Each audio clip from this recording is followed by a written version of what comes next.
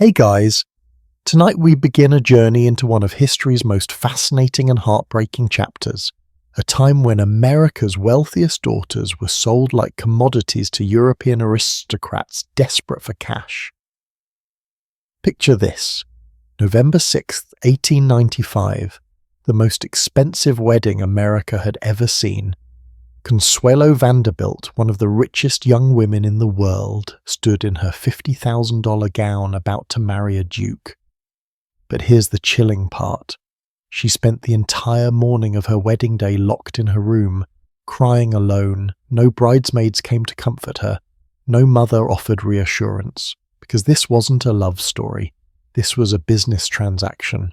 And Consuelo, she was the product being sold. So before we dive into this world of glittering ballrooms and broken hearts, I'd love it if you could hit that subscribe button and give this video a like, but only if the story truly resonates with you tonight. And I'm curious, where are you watching from right now? Your bedroom in New York? A quiet evening in London? Maybe you're halfway across the world unable to sleep. Drop a comment and let me know. I always love hearing from you. Now, dim those lights, get comfortable under your blankets, and let's step back in time together to an era when fortunes were made overnight and daughters were the currency that bought respectability. Welcome to the Gilded Age. The name itself tells you everything you need to know. It looked golden on the surface, but underneath, pure rot. We're talking about the years between 1880 and 1920. A time when America transformed from a war-torn nation into an industrial powerhouse seemingly overnight. Railroads crisscrossed the continent. Steel mills belched smoke into the sky. Oil wells gushed black gold. And a handful of men, we're talking Vanderbilts, Goulds, Astors, Whitneys, amassed fortune. Fast, they'd make today's tech billionaires look like they're running lemonade stands. But here's the thing about sudden wealth. It doesn't come with an instruction manual, and more importantly, it doesn't come with respect. Imagine you're Alva Vanderbilt in 1883. Your husband, William Kissam. Vanderbilt is worth approximately $200 million in today's money. You've just built a $3 million mansion on Fifth Avenue that looks like a French chateau. You wear diamonds the size of walnuts. Your dinner parties cost more than most Americans earn in a lifetime. You should be sitting at the pinnacle of New York society, right? Wrong, because the real power in New York, the old money families who'd been wealthy since the 1700s, want absolutely nothing to do with you. They called families like the Vanderbilts new money, with the kind of disdain usually reserved for spoiled fish. It didn't matter that the Vanderbilts could buy and sell these old families 10 times over. The Astors, the Livingstons, the Van Rensselaers, they'd been wealthy for generations, and they guarded their social circle like dragons protecting treasure. There was even a woman, Caroline Astor, who literally decided who mattered in New York society. She held a ball every year, and her ballroom could hold exactly 400 people. If you weren't one of those 400, you might as well not exist. And here's what made it even more infuriating for these newly wealthy families. Their money came from actually building things. Cornelius Vanderbilt created a railroad empire that connected the entire country. John D. Rockefeller revolutionized the oil industry. Andrew Carnegie's steel built America's cities. But to the old guard, that was trade, and people in trade were vulgar, common, not worthy of admission to their precious social clubs. So what's a frustrated robber baron to do when he's got more money than Midas, but can't get his daughter invited to the right parties? Well, someone came up with a brilliant, or depending on your perspective, absolutely diabolical solution. If American society won't give us respect, we'll buy it from Europeans. And Europeans, as it turned out, had something they valued even more than respect: titles. Now let's hop across the Atlantic for a moment. because the European aristocracy in the late 1800s was in serious trouble. I'm talking about families who'd been powerful since medieval times, who lived in castles the size of small villages, who had bloodlines going back to Charlemagne. These people had everything except the one thing they desperately needed: cold, hard cash. See, for centuries, European aristocrats had lived off the land. They owned massive estates, we're talking tens of thousands of acres, and those estates generated income from farming, timber, and rent from tenant farmers. But then came the agricultural crisis of the 1870s and 80s. American farmers started growing wheat on the vast prairies of the Midwest, shipping it to Europe in enormous quantities. Suddenly, British wheat couldn't compete, prices collapsed, and aristocrats who had been living comfortably off their estates suddenly found themselves, well, broke, or at least British broke, which meant they couldn't afford to maintain their third castle and had to let some of the servants go. The situation was almost comedic if it weren't so desperate. You had dukes living in magnificent palaces with leaking roofs they couldn't afford to fix, earls with priceless art collections but no money to buy coal for heat, viscounts presiding over vast estates that cost more to maintain than they generated in income. The death duties, inheritance taxes, were climbing higher and higher, and keeping up appearances that required serious money. You needed an army of servants, you needed to entertain, you needed to maintain your position in society, you needed basically an American heiress. And this is where our story gets really interesting, because both sides had exactly what the other side wanted. American families had money but needed social status. European aristocrats had titles and pedigree but needed money. So they did what any sensible people would do. They started a marriage market. And I mean that literally. There was actually a publication called Titled Americans that came out quarterly starting in the 1890s. Think of it as the Match.com of the Gilded Age, except way less subtle. This thing literally listed American heiresses who'd already married into European nobility, and then, get this, it provided a catalogue of titled European bachelors still available. It would say something like, the Honourable Lionel Rothschild, age 22, heir to the Rothschild estates, enthusiastic zoologist, not a bad catch if you like that sort of thing. Or my personal favourite, the 12th Earl of Devon and his 53,000 acres of heavily mortgaged estate. Lord Devon, who is 48 years of age, was formerly a captain in the army and a member of Parliament, has sown wild oats extensively. Has sown wild oats extensively. They literally published that this middle-aged earl was a known womanizer, and families still lined up to marry their daughters to him because, hey, he's an earl. The whole thing was orchestrated by what we might call professional marriage brokers.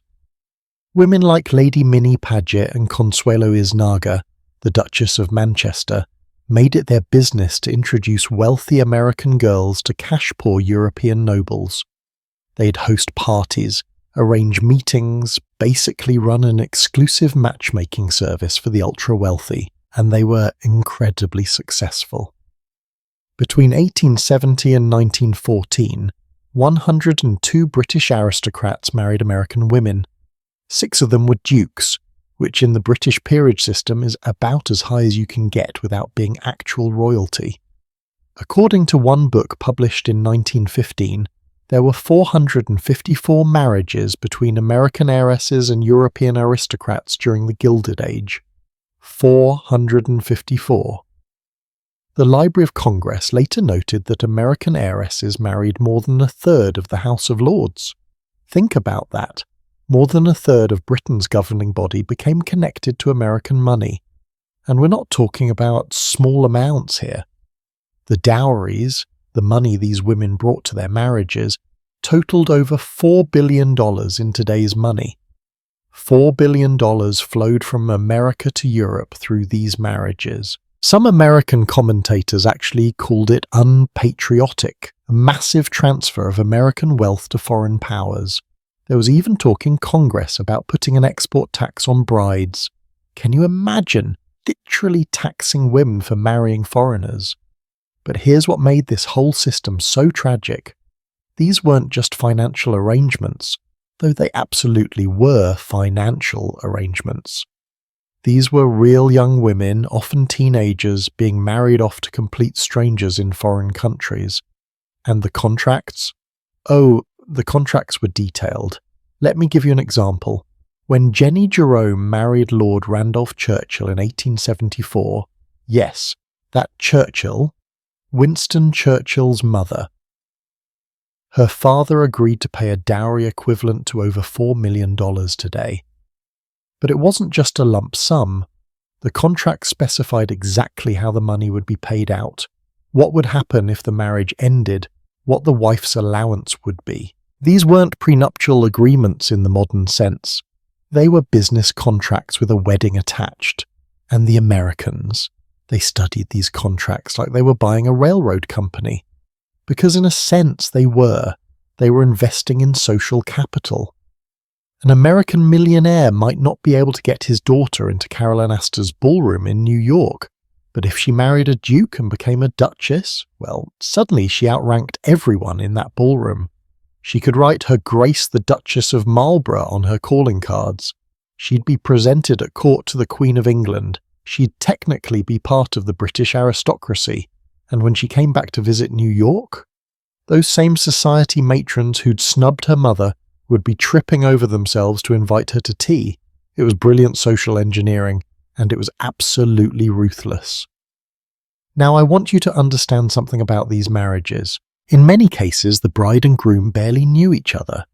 They might have met at a party, danced once or twice, exchanged some letters, then suddenly they're engaged, and a few months later they're married. Jenny Jerome and Lord Randolph Churchill? They met and got engaged within 3 days. 3 days. Most of us take longer to decide which Netflix show to binge. And the age difference? Let's just say it wasn't uncommon for a 40-something earl to marry an 18-year-old heiress. The justification was always the same. She's getting a title, he's getting money, everyone wins. Except, of course, for the young woman who's now living in a drafty castle in the English countryside, with a husband twice her age who married her for her bank account. But the really heartbreaking part. For many of these young women, this was their dream come true. They'd grown up reading fairy tales about princesses and castles. They'd been raised on stories of European romance and nobility. The idea of becoming a duchess, of living in a palace, of wearing a tiara, it sounded like a fantasy come to life. Their mothers encouraged it. Their fathers approved it. Society celebrated it. How were they supposed to know that the reality would be so different from the dream? Because here's what they didn't tell you in the fairy tales. European castles in the late 1800s were freezing cold, even in summer. There was no central heating. The plumbing was medieval. You'd be living in a house with 50 rooms, but you'd be lonely in every single one of them because your husband was off in London or Paris, probably with his mistress, while you were stuck in the countryside trying to figure out how to manage a household staff of 40 people who all spoke with accents you could barely understand and who definitely thought you were a vulgar American interloper. They didn't tell you that the titled British ladies would smile to your face and then gossip mercilessly about you behind your back. They didn't tell you that your husband's family would resent you for being new money, even as they happily spent your dowry. They didn't tell you that the social rules were so complex and so rigid that you'd be constantly making mistakes and feeling like an outsider in what was supposed to be your own home. And they definitely didn't tell you that once you were married and living across the Atlantic, far from your family and friends, you'd be trapped. Because divorce in the late 1800s, that wasn't really an option for respectable women. You'd made your bed, as they say, in a castle in Northumberland or Gloucestershire, and now you had to lie in it forever. The newspapers loved these stories. They ate them up. Every detail of every wedding was reported breathlessly. The cost of the dress, the size of the dowry, the pedigree of the groom. It was the reality TV of the Gilded Age. Except the people involved couldn't just stop filming and go home. This was their actual lives. And Americans couldn't get enough of it. On one hand, there was pride. Look at us. Our daughters are marrying into European nobility. On the other hand, there was resentment. Why are we sending our money and our daughters to these decrepit European aristocrats? It was complicated. Americans had this love-hate relationship with European nobility. We'd fought a revolution to get away from kings and lords, but we were also kind of obsessed with them. The thing is, this phenomenon tells us something profound about wealth and status and what people value. These American families had achieved the American dream. They'd built enormous fortunes through hard work and innovation and, okay, some pretty ruthless business practices. But that wasn't enough. They wanted something money alone couldn't buy in America: respect, pedigree, a place in history, and they were willing to sacrifice their daughter's happiness to get it. Meanwhile, the European aristocrats were learning a hard lesson too, that bloodlines and ancient titles weren't enough to maintain their lifestyle. They needed American money to survive, and so they married it, even if it meant bringing vulgar Americans into their ancestral homes. It was a system built on mutual need, wrapped in romance, and ultimately devastating for many of the young women caught in the middle. Because here's the thing about being merchandise, even very expensive high-class merchandise, you don't get much say in where you end up or how you're used. And this brings us to the question we'll be exploring through this entire series. What happened to these women? We know how the story begins, with glittering weddings and triumphant headlines, but how does it end? Spoiler alert, for many of them, not well. Because when you build your life on money and status, what happens when the money runs out? Or when the status becomes a prison? Or when you realize that the title you bought with your inheritance is just a fancy word for a cage? In the next part of our journey, we're going to pull back the curtain on exactly how these marriage deals worked. We'll look at the contracts, the negotiations, the actual mechanics of buying and selling a human being in the name of social advancement. We'll meet the marriage brokers who orchestrated these unions, and we'll see how both families, American and European, calculated the value of a young woman's future happiness down to the last dollar and penny. Because before we can understand how these fortunes were lost, we need to understand exactly what was bought and sold in the first place. And trust me, the details are even more shocking than you might imagine. Sleep well tonight, and I'll see you in the next part of this story. So let's talk about something that sounds almost too calculated to be true, but I promise you every word of this is documented history. We're going to look at exactly how these marriages were arranged, negotiated, and executed. And I do mean executed, because when you see the level of detail involved, you'll realize these weren't romantic unions. These were mergers and acquisitions, except instead of companies, we're talking about human beings. Imagine it's 1892 and you're a wealthy American businessman. Maybe you made your fortune in railroads or steel or banking. You've got a beautiful daughter. Let's say she's 17, 18 years old. She's been educated at the finest schools, speaks French, plays piano, knows how to manage a household. She's everything a young lady of her station should be. But here's your problem. New York society won't accept her. The old money families look down on you because your money smells too much like the factory floor or the stock exchange. Your daughter could wear diamonds the size of robin's eggs, but she still won't get invited to the right parties. Then one day you're at your club and someone mentions that Lady Minnie Paget is hosting a salon next week. She's connected to everyone who matters in British society. And rumour has it she's always looking for suitable American girls to introduce to eligible European gentlemen. Would you like an introduction?" Now, Lady Minnie Paget was absolutely fascinating. Born Mary Stevens in New York, she'd married into British aristocracy herself and understood both worlds perfectly. She made it her mission, and her business, to facilitate these transatlantic matches. She'd host elaborate parties at her London home, carefully mixing American heiresses with titled but broke European men. She'd arrange introductions, smooth over cultural misunderstandings, and most importantly, she'd handle the delicate negotiations about money. 'Cause make no mistake, money was always the central issue. Love might develop later, or it might not, but the foundation of every single one of these marriages was cold, hard cash. Here's how it typically worked. Let's say an earl, we'll call him Lord Expensive, needs money desperately. His ancestral estate is falling apart. The roof leaks, he owes debts all over London. His mother is pressuring him to do his duty and restore the family fortune. So he tells Lady Paget or one of the other marriage brokers that he's willing to consider an American bride. They ask, how much does he need? He calculates, repairs to the estate, paying off debts, maintaining proper appearances, and names a figure. Let's say he needs the equivalent of $5 million in today's money. Lady Paget then looks through her mental catalogue of available American heiresses. Who has that kind of money? Whose father might be interested in buying a title for his daughter?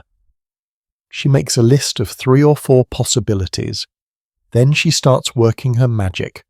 She'll arrange for Lord Expensive to be seated next to Miss American Money at a dinner party. She'll make sure they're introduced at a ball. She'll speak glowingly to the girl's mother about what a catch Lord Expensive is.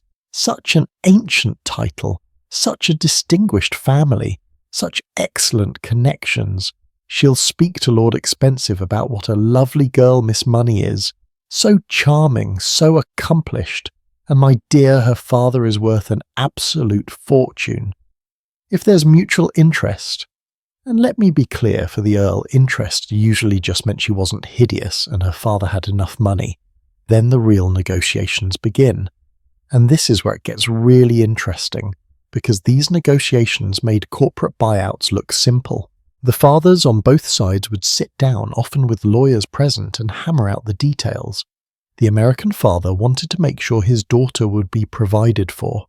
The British aristocrat wanted to make sure he got enough money to solve his problems, and the result was a contract that specified everything.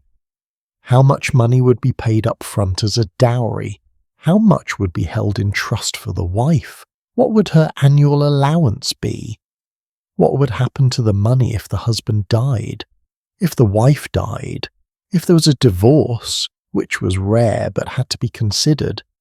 Would the money go to any children? What if there were no children? Could the husband touch the principal or just live off the interest? I want to share with you a real example that perfectly illustrates how transactional this was.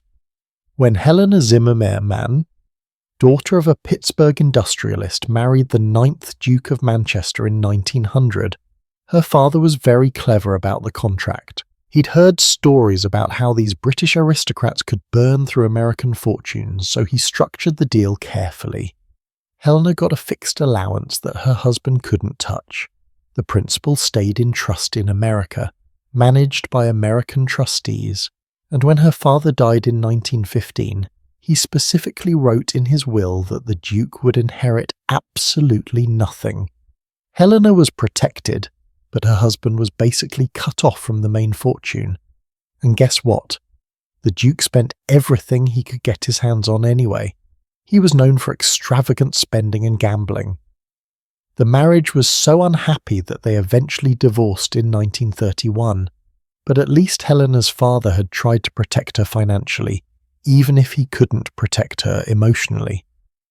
Now, here's where the whole system gets even more complicated. Remember that publication I mentioned, titled Americans? Let me tell you more about that because it's almost unbelievable. This quarterly journal started publishing in the 1890s and continued for decades. It was exactly what it sounds like, a catalogue of the transatlantic marriage market. The publication had several sections. First, it would list all the successful marriages between Americans and titled Europeans, with full details about the couples. Then, and this is the part that feels almost grotesque, it had a section listing eligible titled bachelors who were currently on the market. Each entry would include the man's title, age, family seat, acreage of his estate, and often a little descriptor about his character or situation.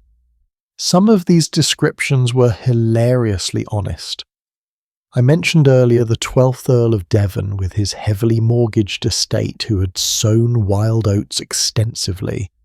But there were others. You'd see things like 32 years old, considered quite handsome, fond of hunting and horses, estate produces approximately £10,000 per year. And translation, he's good-looking, likes expensive hobbies, and needs money. Or my personal favourite, though the estate is heavily encumbered with debt, the family name is of the highest respectability, and a suitable alliance could restore the family fortunes to their former glory. Translation, we're broke but fancy, please send money. The publication even included helpful tips for American mothers about British social customs, how to address a duchess, what to wear to be presented at court, the proper way to host a country house party. It was like a user's manual for buying your way into the British aristocracy, and people ate it up. American mothers would pore over each issue, circling names, making notes, planning their strategies. It was competitive too. If word got out that a particularly desirable earl was considering marriage, multiple American families would start manoeuvring for an introduction. The marriage brokers held enormous power because they controlled access. If Lady Paget didn't like you, you weren't getting near the good prospects. But let's talk about the other side of this equation for a moment. What about these European men? Were they all cynical fortune hunters with no conscience? Well, some of them definitely were, but others were in genuinely desperate situations, caught between impossible choices. Imagine you're a young British lord in 1890. Your father just died, and you've inherited the title along with a crumbling estate that's been in your family for 400 years. You've got a castle with 200 rooms, half of which are unusable because there's no money for repairs. You've got tenant farmers who depend on you for their livelihoods. You've got a mother and sisters who need to be supported. You've got debts your father accumulated that are now your responsibility, and you've got about enough annual income to maintain maybe a quarter of what needs maintaining. What are your options? You could try to work, but British aristocrats didn't work. That was the whole point of being aristocracy. You could sell off parts of the estate, but that would mean betraying your heritage, selling land your ancestors fought for, diminishing what you'd pass on to your children. Or you could marry money. An American heiress doesn't understand British society, doesn't have your breeding, doesn't even speak with the right accent. But her father can write a check that solves all your problems. It's still mercenary, but you can see how these men rationalized it. They told themselves they were doing their duty, preserving their heritage, taking care of their dependents. And hey, maybe the marriage would be pleasant enough. American girls were often quite pretty after all, and they had a certain energy and confidence that could be refreshing. One British lord, explaining why he was considering an American bride, wrote to his mother, "I know you had hoped I would marry Lady Charlotte, but Charlotte comes with £2,000 a year and a modest estate. Miss Whitman comes with £200,000 and expectations of much more. I can restore Hartley Manor with Miss Whitman. With Charlotte, I'll watch it crumble. What would father have wanted me to do?" The mother wrote back, "Marry the American. Your father would understand." So these matches moved forward, propelled by mutual need and carefully orchestrated by the marriage brokers who took their cut of the negotiations. And speaking of negotiations, let me give you some specific numbers because they're staggering. When Consuelo Vanderbilt married the 9th Duke of Marlborough in 1895, we'll talk much more about Consuelo later, her dowry was approximately $2.5 million, which would be about $75 million today. $75 million! The Duke used that money to completely restore Blenheim Palace, his family seat. To this day you can visit Blenheim and see what American money bought. Restored ceilings, new plumbing, fixed roofs, replanted gardens. Consuelo's misery built one of Britain's most magnificent tourist attractions. When Anna Gould married Count Bonny de Castellane in 1895, the same year as Consuelo, it was quite the season for American heiresses. She brought $15 million to the marriage. $15 million! That's about $400 million in today's money. And Bonny, as we'll explore in detail later, spent $10 million of it in 11 years.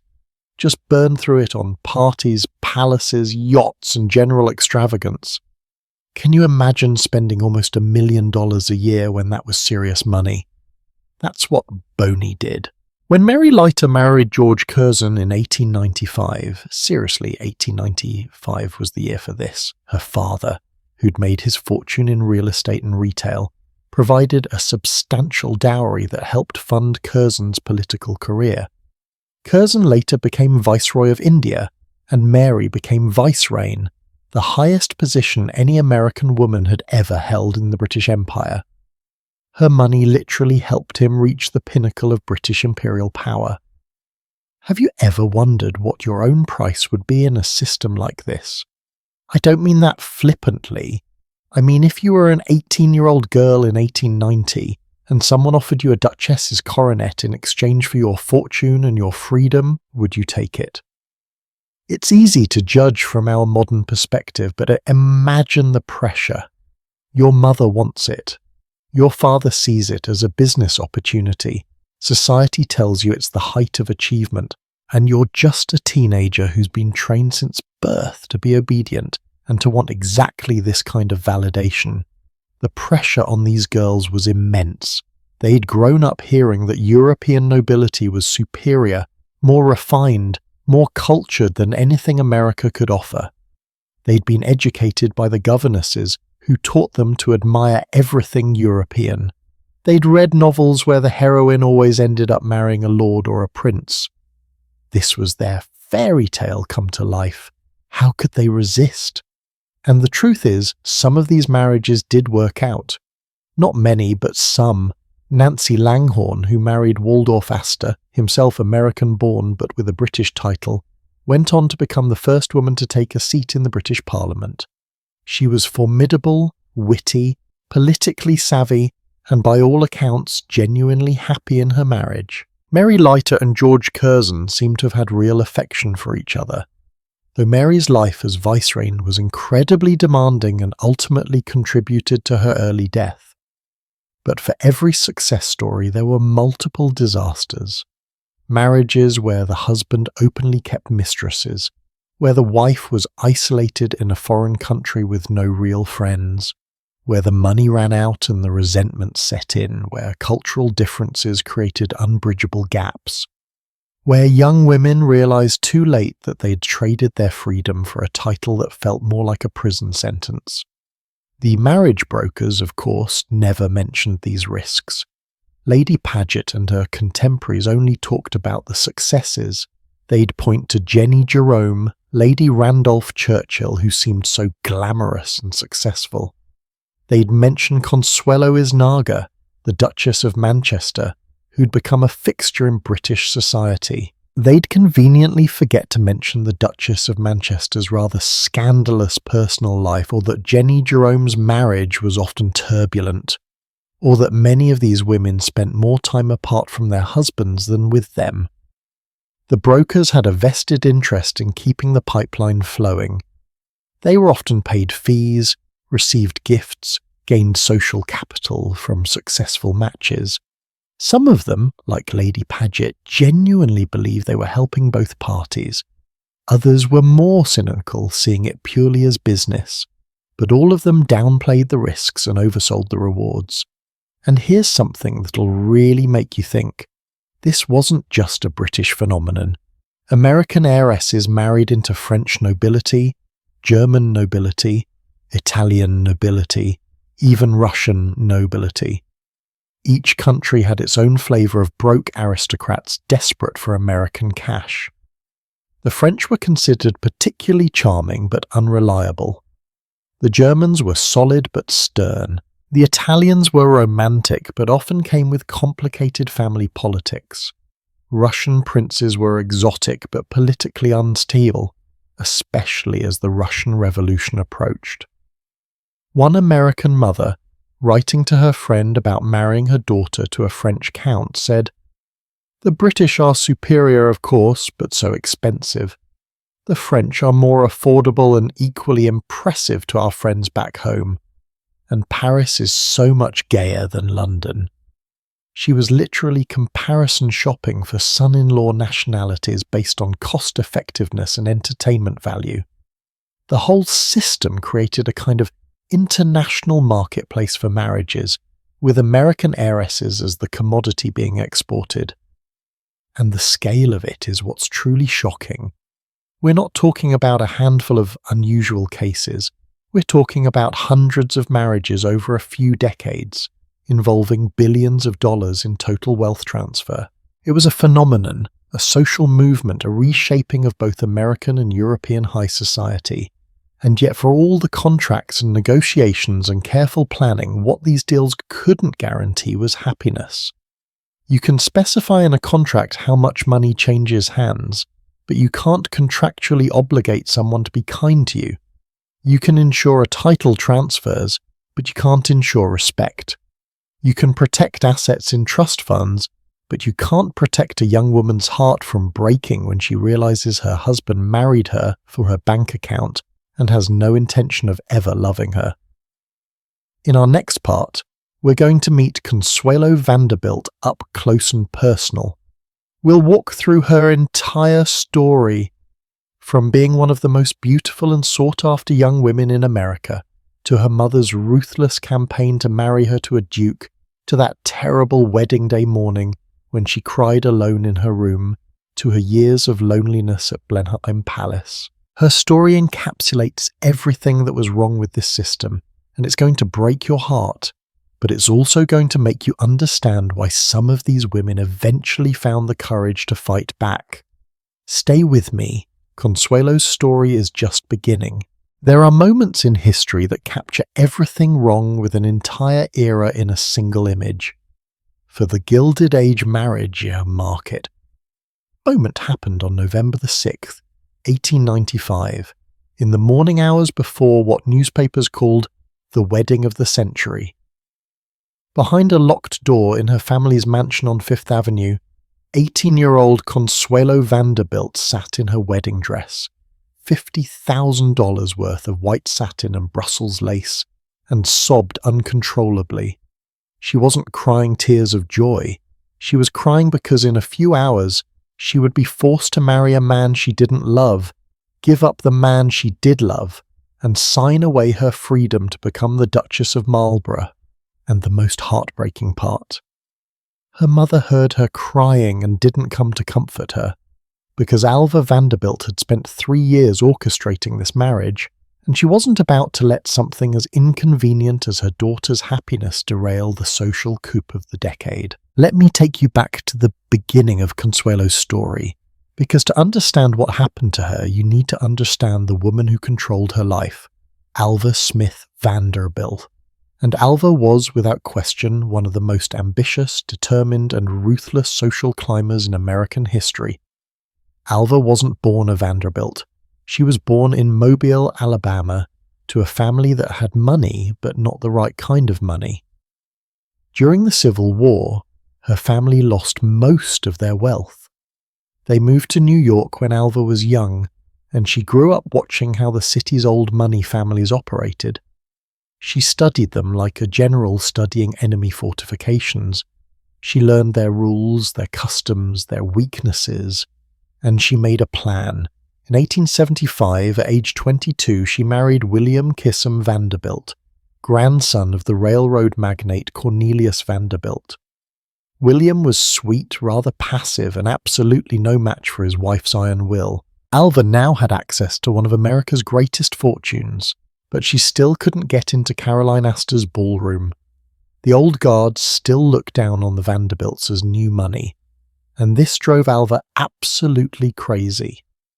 So in 1883, Alva did something audacious. She built a chateau, an actual French Renaissance chateau, on 5th Avenue at 52nd Street. It cost $3 million, which is about $90 million in today's money. The house was a statement. I am as good as European nobility. Better even, because I can afford to build in New York what they can barely maintain in France. Then she threw a costume ball, the most elaborate, expensive, talked-about party New York had ever seen. She invited 1,200 people. She spent a fortune on decorations, music, food, entertainment. And here's the genius part. She deliberately didn't invite Caroline Astor, the Queen of New York society. Or rather, she let it be known that Caroline Astor's daughter wouldn't be invited unless Caroline Astor herself called on Alva first, which would mean Caroline Astor acknowledged Alva as a social equal. For weeks, New York society buzzed with gossip. Would Mrs. Astor actually call on Mrs. Vanderbilt? Would she humble herself to get her daughter invited to the party everyone was talking about? The tension built, and finally Caroline Astor blinked. She left her calling card at the Vanderbilt mansion. Alva had won. The party went forward, Caroline Astor's daughter attended, and Alva Vanderbilt had successfully stormed the gates of New York society through sheer force of will and lavish spending. But for Alva, that wasn't enough. She'd conquered New York. Now she wanted to conquer Europe, and her weapon of choice would be her daughter. Consuelo was born in March 1877. From the moment she was born, Alva had plans for her. The girl would be beautiful, accomplished, cultured, and most importantly, she would marry a duke. Not an earl, not a count, but a duke. Alva wanted the highest title American money could buy for her daughter. And Consuelo? She was a sensitive, intelligent, romantic girl who had very different ideas about her future. She wanted to do charity work, she wanted to help people, she had a soft heart and a strong sense of social justice that her mother found both baffling and inconvenient. Alva would say things like, "Charity? You can do charity after you've married properly. First we secure your position." When Consuelo was a teenager, the family spent summers in Newport, Rhode Island, where America's wealthiest families built cottages, which is what they called their 70-room marble palaces by the sea. It was there, in the summer of 1893, that Consuelo fell in love. His name was Winthrop Rutherford. He was handsome, charming, from an old and respectable New York family. He was everything a young girl could want. And he genuinely loved Consuelo. They would meet secretly, talk for hours, dream about their future together. Consuelo was 16 and experiencing first love, that all-consuming, world-altering emotion that makes you feel like nothing else matters. But here's the problem. Winthrop Rutherford was only rich by normal people's standards. He wasn't poor. His family was comfortable, well-connected, socially acceptable, but he wasn't a Vanderbilt-level fortune. And most importantly, he wasn't a duke. To Alva Vanderbilt, that made him completely unacceptable. When Alva found out about the romance, she went nuclear. She forbade Consuelo from seeing Winthrop. She had all of Consuelo's letters intercepted and read. She employed what we would now recognize as psychological abuse, telling Consuelo she was selfish, that she was breaking her father's heart, that she owed it to her family to make a brilliant marriage. When Consuelo protested, Alva would take to her bed with palpitations and nervous attacks, forcing Consuelo to sit by her bedside and feel guilty for causing her mother's illness. Can you imagine being 16 years old and having your mother make you feel like you're literally killing her by wanting to choose your own husband? That's what Alva did. She weaponized maternal love, or the appearance of it, to control her daughter completely. In 1894, Alva and William Vanderbilt divorced, which was a massive scandal. Divorces among the ultra-wealthy were rare enough, but what made this particularly shocking was that Alva was the one who filed. She'd discovered William was having an affair, and instead of quietly tolerating it like most society wives did, she divorced him and demanded a huge settlement. The press had a field day. And Alva? She immediately married her longtime friend Oliver Belmont, moving into his Newport mansion and continuing her social campaigns. But the divorce made Alva even more determined to see Consuelo married to a duke. A duchess daughter would restore any social damage the divorce might have caused. It would prove that Alva remained powerful, that she could still arrange the most spectacular matches. Consuelo's marriage became about Alva's ego as much as anything else. Meanwhile, across the Atlantic, Charles Spencer Churchill, the 9th Duke of Marlborough, was in serious financial trouble. Blenheim Palace, his family's ancestral home, one of the largest houses in England, built in the early 1700s as a gift from Queen Anne, was falling apart. The roof leaked in 40 different places. The heating system was medieval. The maintenance costs were staggering. The Duke was 23 years old, had inherited a title and a palace, but not nearly enough money to maintain either, and he needed a solution fast. Enter the marriage brokers. They let the Duke know about Consuelo Vanderbilt. 18 years old, beautiful, accomplished, and worth approximately $100 million in total family wealth, with a dowry that could be negotiated in the millions. The Duke sailed for America. Now, I want you to understand something about the Duke of Marlborough. He wasn't a terrible person. He wasn't cruel by nature. But he was a product of his class and his time, raised to believe that his duty was to preserve his family's heritage at any cost. To him, marrying for money wasn't mercenary, it was practical, it was what aristocrats did. You married to strengthen your family's position, to preserve the estate, to produce heirs. Love was nice if it happened, but it wasn't required. The Duke and Consuelo were introduced at a dinner party in New York in the summer of 1895. Alva had made sure they were seated next to each other. She'd done her research. She knew exactly how much the Duke needed, and exactly how much she was willing to pay to make her daughter a duchess. This was a negotiation, not a courtship. Consuelo later wrote in her memoirs that she found the Duke cold and reserved. They had little in common. Their conversations were stilted and formal. There was no spark, no connection, no sense that this could ever be a partnership based on mutual affection. But Alva pushed forward relentlessly. She arranged more meetings, more dinners. She made it clear to Consuelo that she expected an engagement. And Consuelo, 18 years old and worn down by years of her mother's manipulation, didn't know how to say no. She was still heartbroken over Winthrop Rutherford. She was emotionally exhausted from fighting with her mother, and she'd been raised her entire life to be obedient, to do her duty, to put family expectations above personal happiness. So when the Duke proposed in August of 1895, Consuelo said yes. But saying yes and accepting her fate were two different things. In the months leading up to the wedding, Consuelo grew increasingly desperate. She later wrote that she cried herself to sleep every night. She lost weight. She looked ill. Friends who saw her said she had the demeanour of someone going to her execution, not her wedding. There was one last attempt at escape. Winthrop Rutherford, hearing about the engagement, tried to see Consuelo one final time. He sent messages. He tried to arrange a meeting.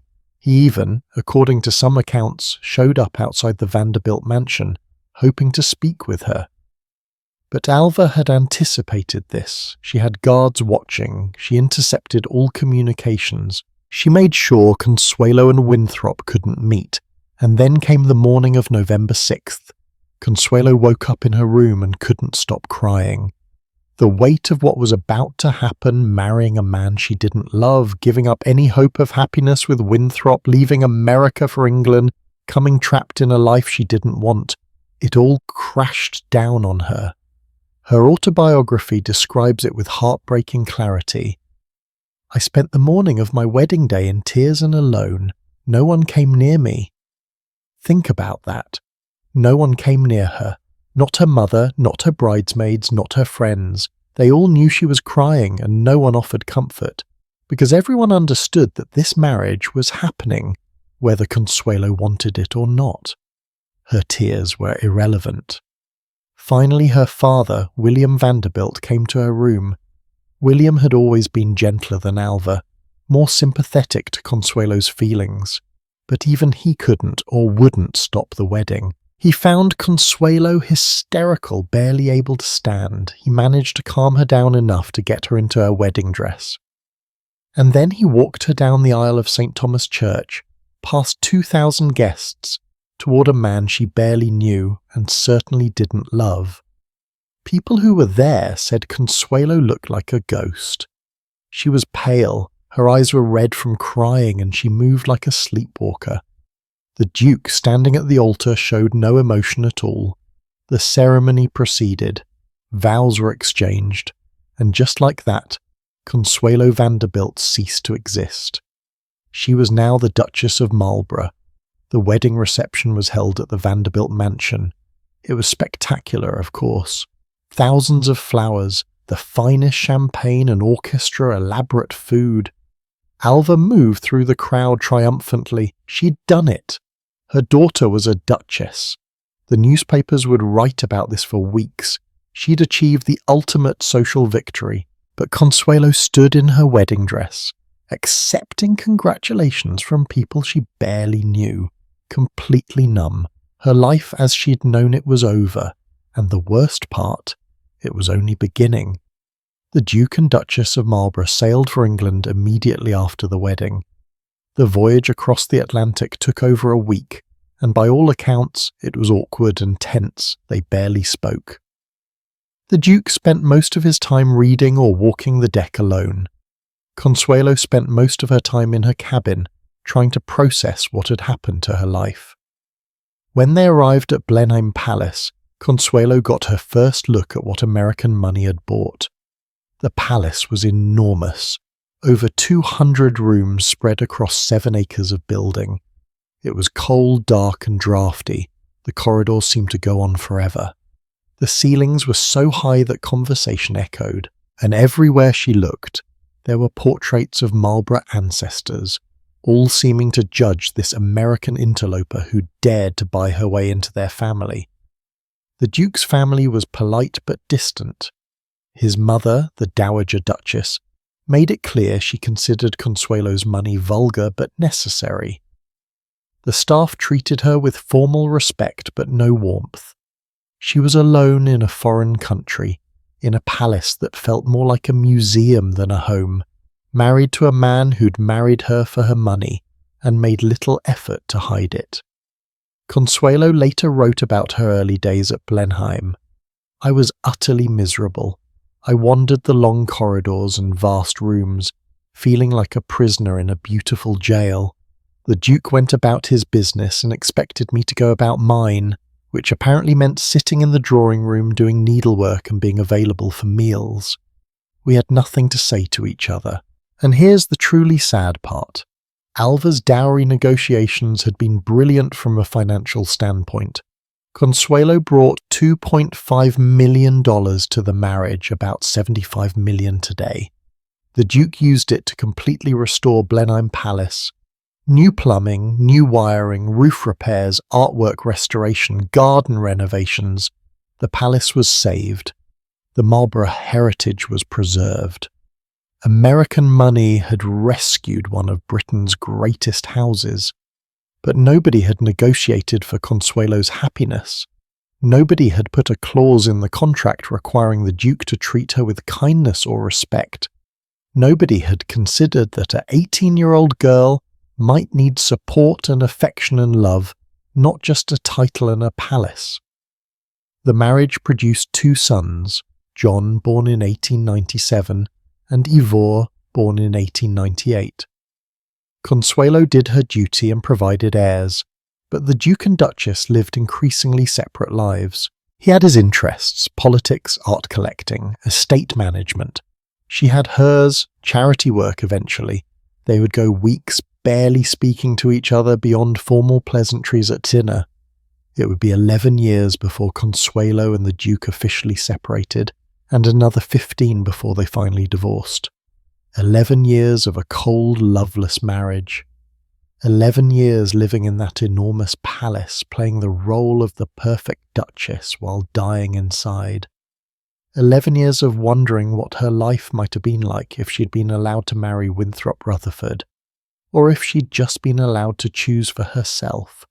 And the tragic postscript. After Consuelo and the Duke separated, Winthrop Rutherford married someone else. But according to people who knew them, he never stopped loving Consuelo, and she never stopped wondering what might have been. Consuelo's story became infamous. People called her the Dollar Princess who walked to the altar in tears. Even at the time, many people recognized how wrong the situation was, but the system that had created it continued. Alva wasn't ashamed, she was proud, she'd gotten what she wanted. Her daughter was a duchess. That was all that mattered. But here's what happened next that nobody anticipated. Consuelo, trapped in a miserable marriage, started finding other ways to exert control over her life. She threw herself into charity work, becoming genuinely dedicated to helping the poor. She started speaking her mind more, standing up to the Duke when he tried to control her, and eventually she found the courage to leave. We're going to come back to Consuelo's later life, to how she eventually freed herself and found happiness. But first, we need to meet another dollar princess whose story is even more shocking, in some ways. Because Consuelo at least ended up with a real duke and a restored palace. Anna Gould got a charming French count who spent $10 million of her money in 11 years and treated her like a walking ATM machine. That's where we're heading next, into the story of how one of America's wealthiest heiresses watched her fortune evaporate at the hands of a man who valued her for nothing except her bank account. If you think Consuelo Vanderbilt had it bad, wait until you hear what happened to Anna Gould, because at least Consuelo married an actual duke who used her money to restore an actual palace.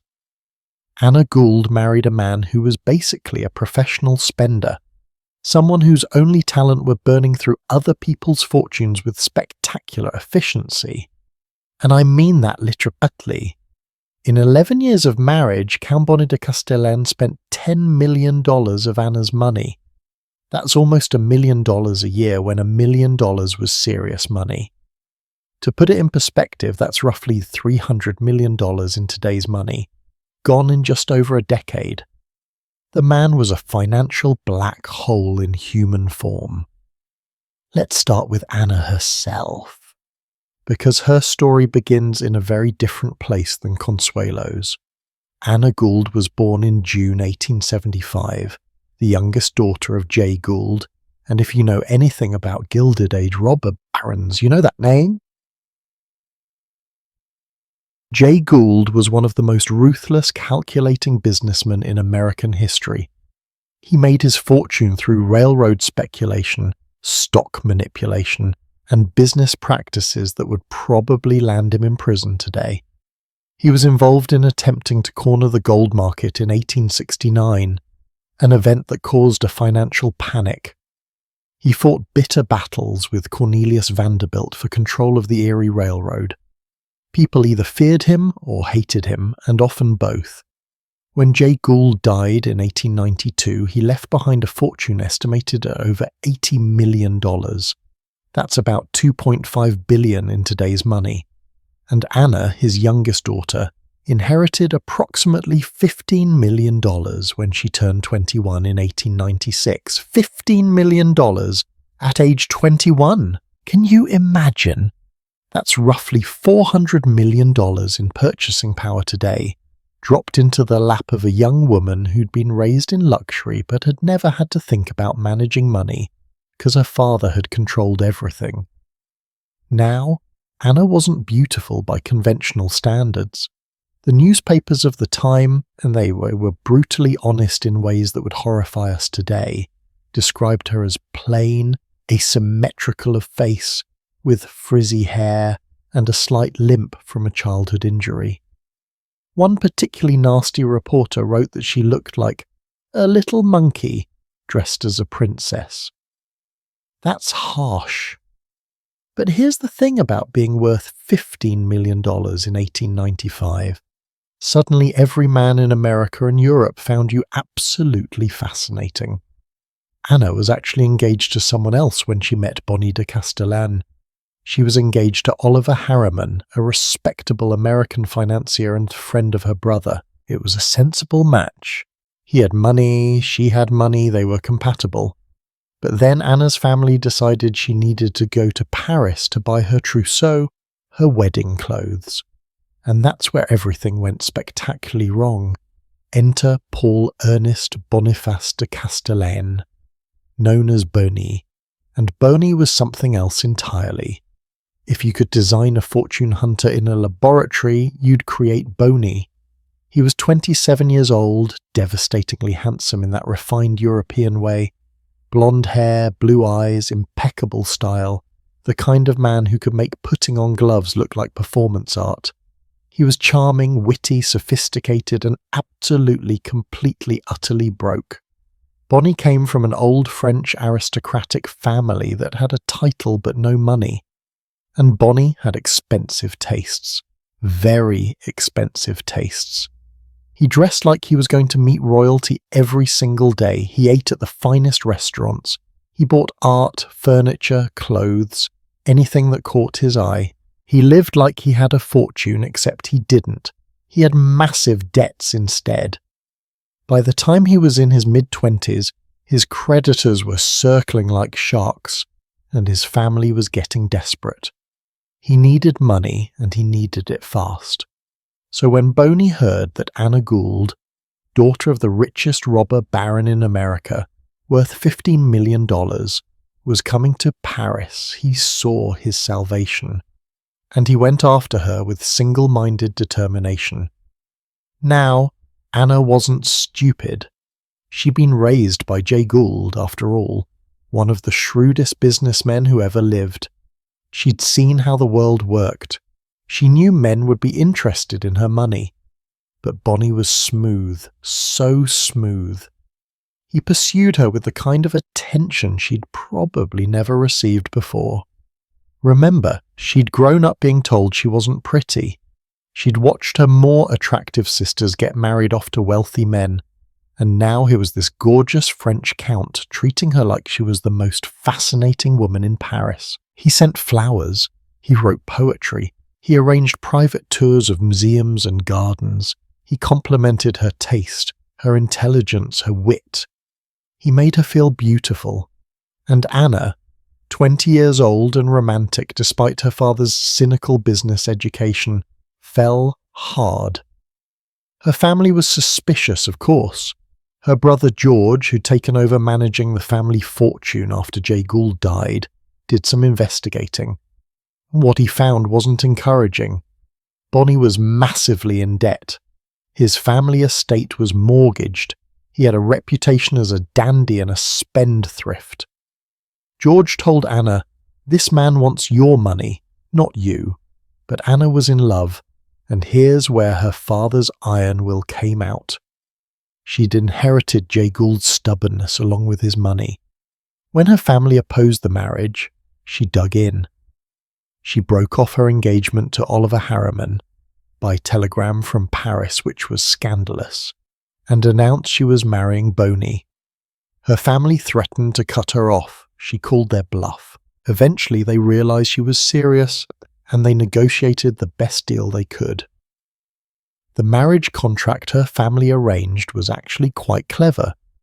Anna's $15 million was placed in a trust, She received an annual income of $500,000, about $15 million a year in today's money, but the principal stayed protected in America, managed by trustees.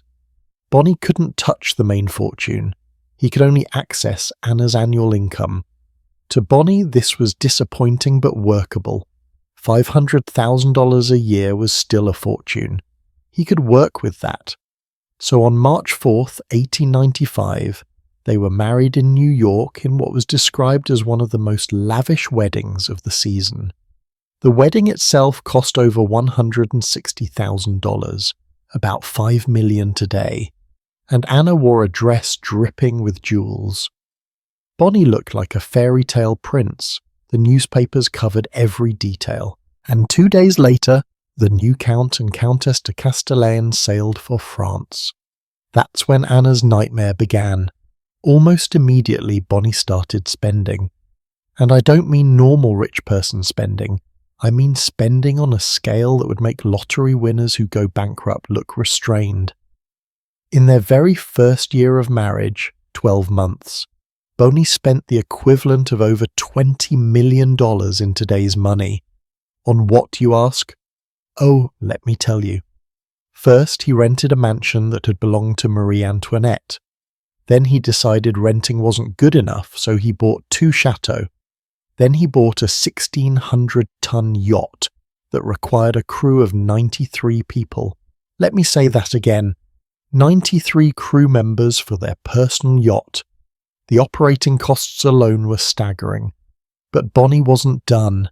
He started throwing parties.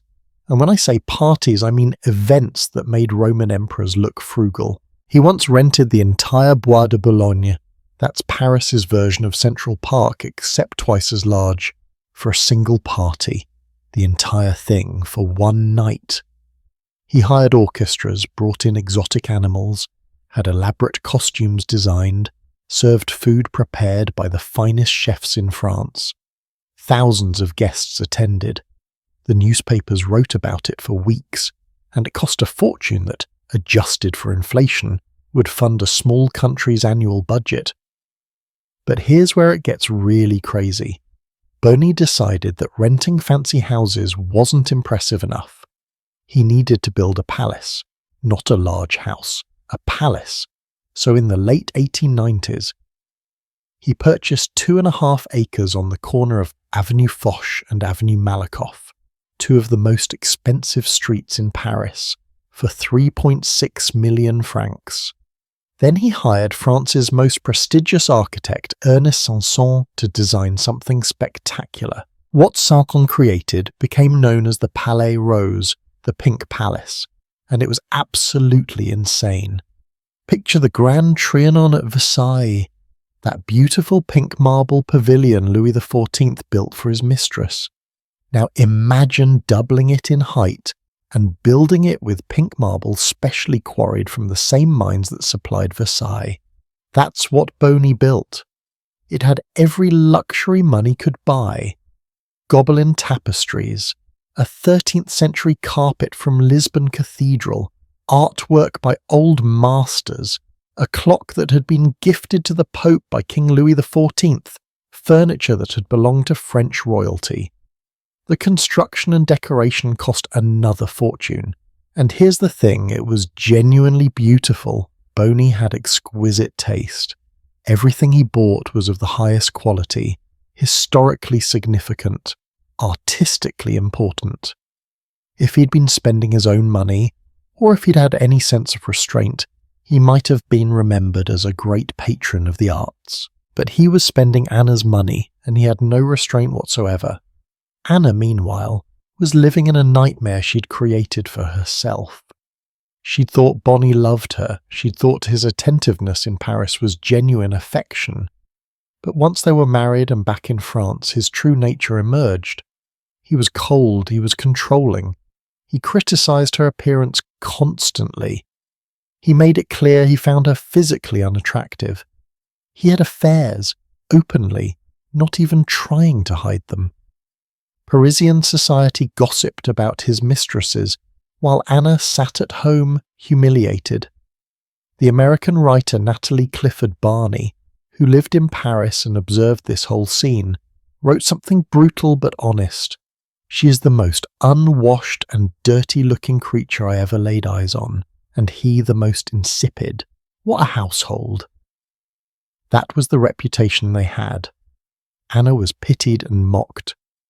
Boney was seen as a gorgeous peacock with no substance. And through all of this, Bonnie kept spending. Every year, hundreds of thousands of dollars disappeared. Anna's family back in America was increasingly alarmed. Her brother George kept writing to her, "Stop him, you have to stop him. He's going to bankrupt you." But Anna couldn't or wouldn't. She was trapped by a combination of pride. She didn't want to admit her marriage was a disaster, and genuine fear. Bonnie could be charming when he wanted to be, and then suddenly turn cold and manipulative. After a few years, when Anna's annual income wasn't enough for his lifestyle anymore, Bonnie did something audacious. He hired lawyers to attack the trust that protected Anna's principal. He argued that the trust restrictions were unfair, that Anna should have access to her own money, that American interference in their French marriage was inappropriate. And incredibly, the lawyers succeeded. The trust was broken, and Bonnie got access to the principal. That's when the spending really accelerated. He had tapped into the main fortune, and he treated it like an endless well. More parties, more art, more furniture, more everything. He once spent the equivalent of $500,000 in today's money on a single dinner party. One dinner. The food, the entertainment, the decorations, all for one evening that would be forgotten in a week.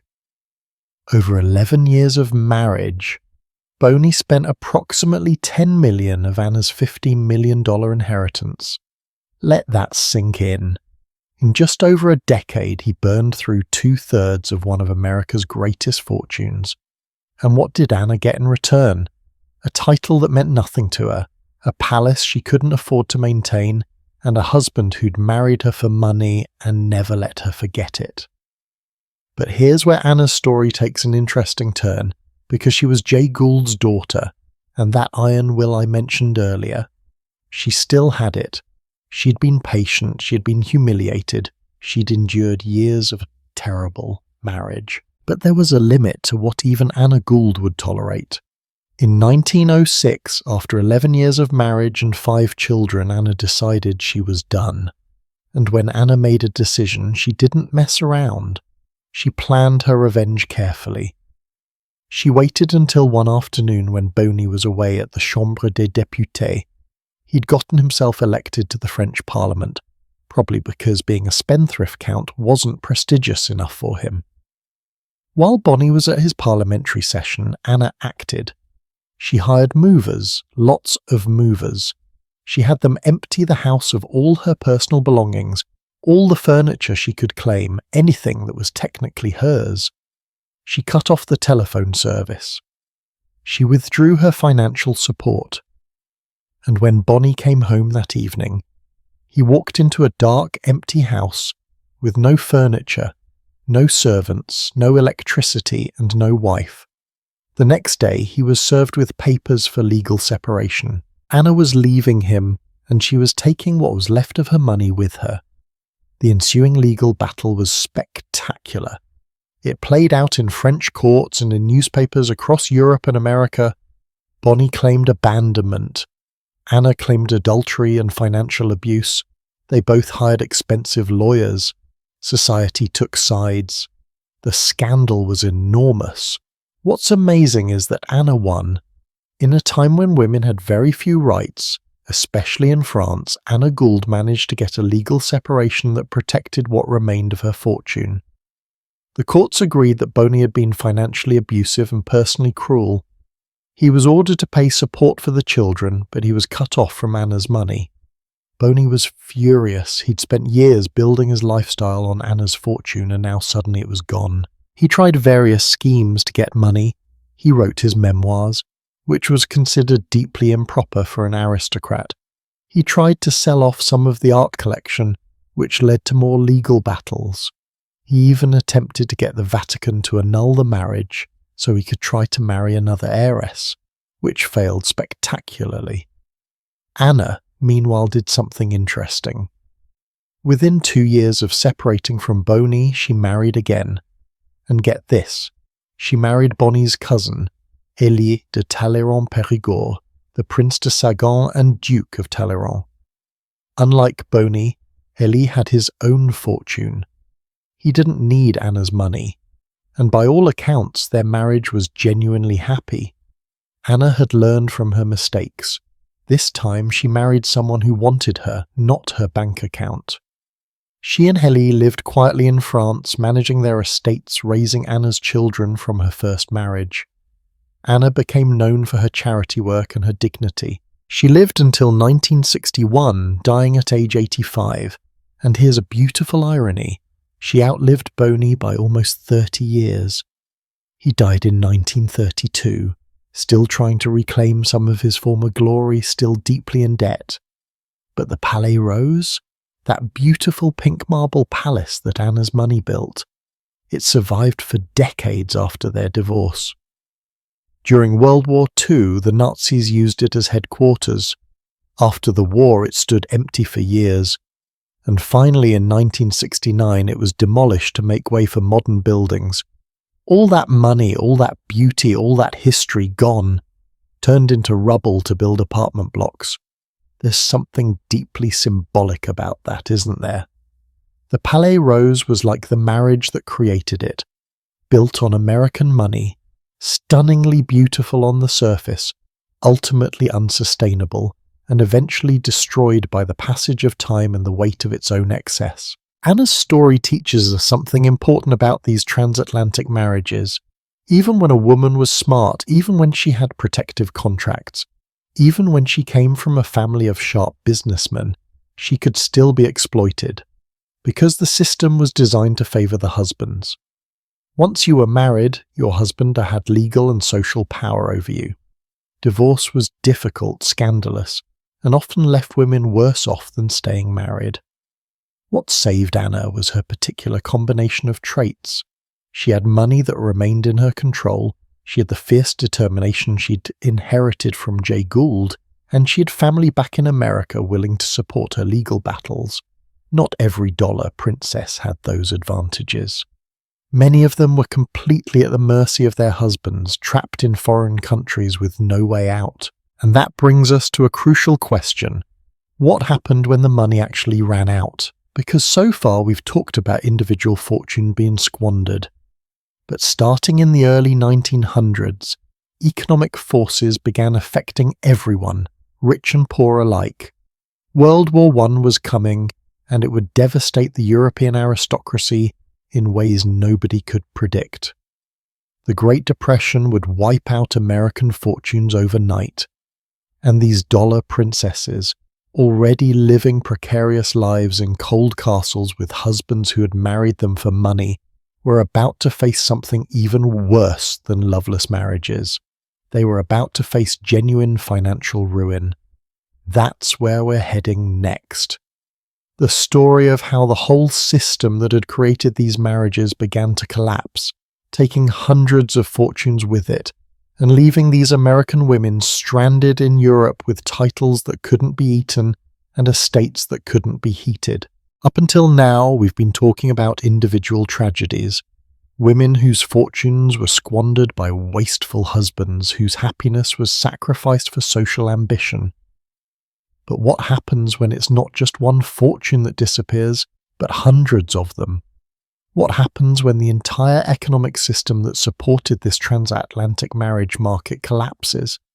Because that's exactly what started happening in the early 1900s, and the dollar princesses who thought they were set for life suddenly discovered that no amount of wealth is truly permanent. The first cracks appeared during World War I, which started in July 1914 and lasted until November 1918. And I need you to understand something about this war. It wasn't just a military conflict. It was an economic and social earthquake that shattered the old aristocratic order forever. The The world before 1914 and the world after 1918 were completely different places, and for the American heiresses who'd married into European nobility, those 4 years changed everything. Before the war started, if you were a dollar princess living in, say, a country estate in England, your life probably looked something like this. You had a husband with a title, a large house with dozens of servants, regular income from agricultural estates and investments, and a social calendar filled with parties, hunts, and visits to London for the season. The system seemed stable, eternal even. Sure, maybe your marriage wasn't happy, but at least you were comfortable. At least the money kept flowing. Then came August 1914, and suddenly Britain was at war with Germany. And within months, everything began to fall apart. First, the servants disappeared. Young men who'd been footmen, grooms, gardeners, and estate workers were called up for military service. They marched off to fight in France and Belgium, and many of them never came back. British losses in World War I were staggering. Over 880,000 soldiers killed, over 2 million wounded. And those weren't just numbers. Those were the sons of tenant farmers, the brothers of kitchen maids, the husbands of village women. Those were the people who'd kept these enormous estates functioning. Suddenly, country houses that had employed staffs of 40 or 50 people were operating with skeleton crews of elderly men and women. The gardens became overgrown. Maintenance fell behind. The comfortable rhythm of aristocratic life was disrupted. And that was just the beginning. Then came the financial squeeze. The British government needed money, enormous amounts of money to fund the war effort. They were spending £1 million per day by 1915. £1 million per day. Where was that money supposed to come from? Taxes. Massive, unprecedented taxes on the wealthy. In 1914, the top rate of income tax in Britain was 8%. By 1918, it had risen to 30%. But that was just income tax. There were also excess profits taxes, war bonds that wealthy families were pressured to buy, and various levies specifically targeting large estates. Aristocratic families who'd been comfortably wealthy suddenly found their incomes cut by more than half. And then, this is the part that really devastated the old aristocracy, the government raised death duties. Death duties, also called estate duties, were inheritance taxes you paid when someone died and you inherited their estate. Before the war, they'd been relatively modest, around 8% for the largest estates. But in 1919, just after the war ended, they raised them to 40%. 40%. Do you understand what that meant? It meant that when an aristocratic father died and his son inherited the title and estate, the son immediately owed 40% of the estate's value to the government, in cash. Most of these estates were land-rich but cash-poor. They had valuable property but limited liquid assets, so families were forced to sell off land, artwork, furniture, anything that could be converted to cash to pay the death duties. With each generation, the estates got smaller. One historian calculated that between 1918 and 1939, a quarter of England's land changed hands due to aristocratic families being forced to sell. A quarter. Estates that had been in families for centuries were broken up and sold to pay taxes. It was the largest transfer of land ownership in Britain since the Norman Conquest in 1066. For the dollar princesses married into these families, this was devastating. Remember, many of them had brought American dowries specifically to restore these estates. Now they were watching those estates being dismantled piece by piece to pay government taxes. The money they'd brought was gone, and there was no more coming from America. They were trapped in deteriorating houses with dwindling incomes, married to men who resented them for not being able to solve problems that couldn't be solved with money anymore. But the economic squeeze was only part of the story. The emotional and psychological toll was even worse. because the war killed an entire generation of young British aristocrats. These families had raised their sons to lead, to inherit, to continue family lines that stretched back centuries.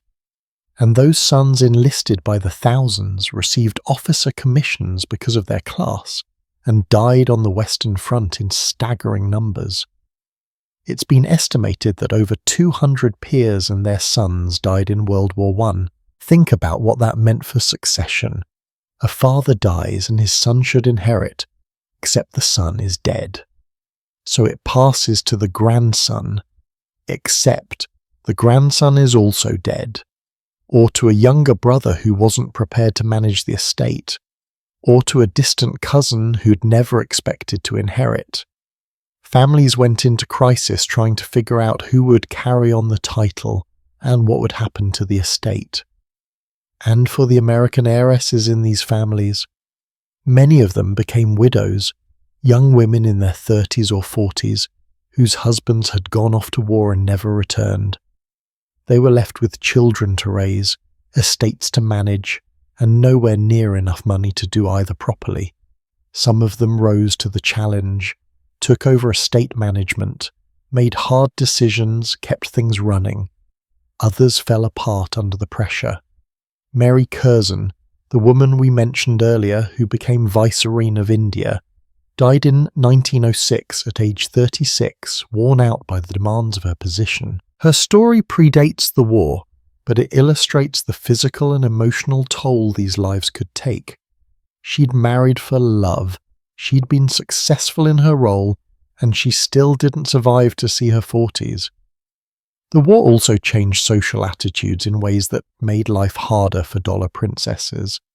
Before 1914, there was still wool, glamour, and prestige attached to being titled aristocracy. But after the war, British society had seen too much death, too much suffering. The old hierarchies started to feel obsolete.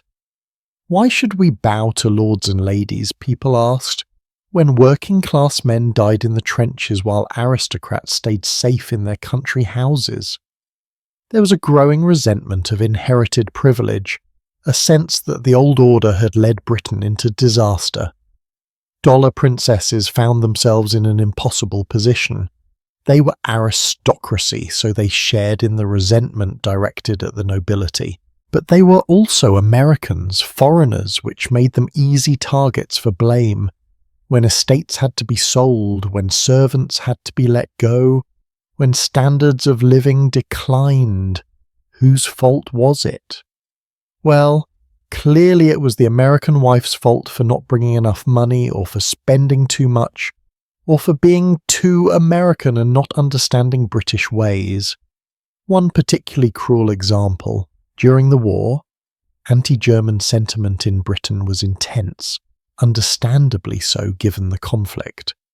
But this extended to suspicion of anyone foreign. Some American-born peeresses actually faced accusations of disloyalty or being German sympathizers, simply because they weren't born British. Nancy Astor, who was born Nancy Langhorne in Virginia and became the first woman to take a seat in Parliament, spent years defending herself against whispers that she was un-British despite her decades of living in England and her tireless war work. The financial pressure continued after the war end. The 1920s brought some relief. It was the Roaring Twenties, after all, a time of economic growth and social change. But for many aristocratic families, the damage was done. They'd sold too much, lost too much, owed too much, and then came the global economic catastrophe that made everything worse. October 1929, the Wall Street crash. In America, stock prices collapsed. Fortunes that had taken decades to build evaporated in days. Banks failed by the thousands. The unemployment rate eventually reached 25%. This was the beginning of the Great Depression, which would last through most of the 1930s and affect the entire world.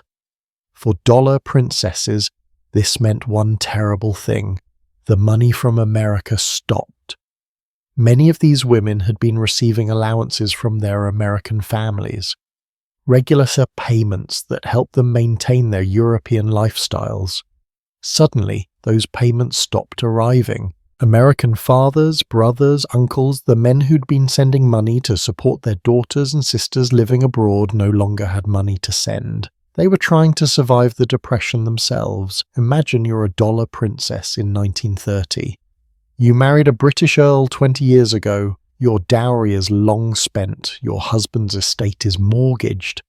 You've been counting on regular payments from your father's estate in America to cover basic expenses. And then you get a letter saying there's no more money. The investments have failed. The trust fund is depleted. You're on your own. What do? You can't divorce. That's still scandalous and financially ruinous. You can't go home to America. Your family there is struggling too. You can't maintain the house on your husband's income alone because he doesn't have enough income. You're trapped. Some women started selling their jewelry, those magnificent diamond necklaces, the emerald tiaras, the pearl bracelets. They went to auction houses. The jewelry market was flooded with pieces from desperate aristocratic families trying to raise cash. You could buy historically significant jewels for a fraction of their worth because everyone was selling and nobody was buying. Others sold artwork. Paintings that had hung in their houses for centuries went to dealers. Furniture, china, silver, anything with the value was sold off. Some families opened their houses to tourists, charging a mission for people to walk through and see how the aristocracy lived. Can you imagine the humiliation? Your home becomes a museum that strangers pay to tour just so you can afford to keep living there. And some families simply gave up. They locked up the great houses, moved into smaller cottages on the estate, and let the mansion deteriorate. There are dozens of British country houses that fell into ruin during the Depression years. Beautiful 18th century architecture left to crumble because nobody could afford to maintain it. The psychological impact of this decline was profound. These families had believed, truly believed, that their wealth and status were permanent. They'd existed for centuries. They'd survived wars, revolutions, political changes. Surely they could survive anything. And then suddenly, within a generation, it was all slipping away. For the dollar princesses, there was an added layer of failure and shame, and they'd been brought in specifically to save these families with their American money. That was the entire point of the marriage. And now the money was gone, the estates were failing, and they'd failed in the one role they'd been assigned. Their husbands resented them. Their children grew up in declining circumstances, and they couldn't go back to America, where their friends and relatives were fighting their own financial battles. I want you to consider what it must have been like to write letters home during this period. Your sister in New York, maybe she'd lost her house in the Depression. Your brother's business failed. Your father's investments were worthless, and you're sitting in a cold castle in England, wearing a tiara you're about to sell, writing to tell them you need help. But they can't help you, and you can't help them. Everyone is drowning. The impact went beyond just finances. The social world these women had entered, the world of country house weekends, London seasons, elaborate entertaining, that world was dying. The cost of living that lifestyle was simply unsustainable. One by one, the old rituals and traditions that had defined aristocratic life began to disappear. House parties that used to last for weeks were shortened to weekends, then stopped happening at all. The London social season, which had been the highlight of the aristocratic calendar, became smaller and less important. Presentation at court, which had been the ultimate mark of social acceptance, started to feel like an outdated ceremony from another era. By the 1930s, being presented at court meant curtsying to King George V and Queen Mary. Not exactly the romantic experience of meeting glamorous young royalty that earlier generations had fantasized about. The servants who'd once run these houses were gone or aging out. The next generation didn't want to be in service anymore. They could find better jobs in factories or offices. Why would you want to be a housemaid in a drafty mansion for low wages when you could work in a shop in town and have your evenings free? So the houses got colder, dustier, more difficult to manage. The gardens became overgrown, the furniture went shabby, the silver tarnished, and the dollar princesses found themselves doing work they'd never imagined doing, actual housework. Women who'd been raised with servants and then married into houses with even more servants were now making their own beds, cooking their own meals, cleaning their own houses. The fairy tale had become a nightmare of domestic drudgery, and through all of this, they couldn't talk about it openly. British aristocratic culture valued stoicism, keeping up appearances, never admitting weakness. You didn't complain about money, you didn't admit you were struggling. You put on your best clothes, went to whatever social events you could still afford to attend, and pretended everything was fine. Meanwhile, back home, you were eating cheap cuts of meat and wearing dresses you'd mended yourself because you couldn't afford a seamstress. The cruelty of it is hard to overstate. These women had been sold, and let's be honest, that's what it was, sold to European aristocrats with the promise of glamour, status, and security. And now they had none of those things. They had titles that meant less and less as British society democratized. They had houses they couldn't afford to heat. They had marriages that ranged from cold to actively hostile, and they had no way out. Some of them did find ways to survive and even thrive, which we'll talk about later. But for every success story there were multiple tales of quiet desperation. Women growing old in isolation, their health failing from the stress and the cold and the poor diet, their spirits broken by decades of disappointment. The economic forces that had created the dollar princess phenomenon, American wealth meeting European poverty, had reversed. Now both sides were poor, or at least struggling. The Americans couldn't send more money. The Europeans couldn't maintain what they had. The whole system had collapsed like a house of cards. But here's what makes this even more heartbreaking. We haven't even talked about the most tragic dollar princess story yet. Because while Consuelo suffered and Anna fought back and countless others struggled with economic decline, there was one woman whose story encapsulates everything that could go wrong when you combine vast wealth, emotional damage, and a complete lack of financial protection. Her name was Barbara Hutton, and she inherited close to $1 billion in today's money, and by the time she died, she had $3,500 left. Not $3,500,000, $3,500 total. How does that happen? How do you go from being one of the richest women in the world to dying nearly penniless? That's the story we need to tell next, because Barbara's tragedy wasn't just about money, it was about what happens when wealth becomes a curse instead of a blessing, when every person who comes into your life wants something from you, and when you're so desperate for love that you'll pay any price to try to find it. Every generation has its cautionary tales about what money can't buy. For the mid-20th century, that cautionary tale had a name, Barbara Hutton. The press called her the poor little rich girl, I'll tell you what, first with irony, because how could someone with $40 million be poor?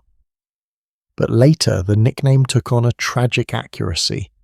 Because Barbara Hutton proved that you can have all the money in the world and still end up with nothing.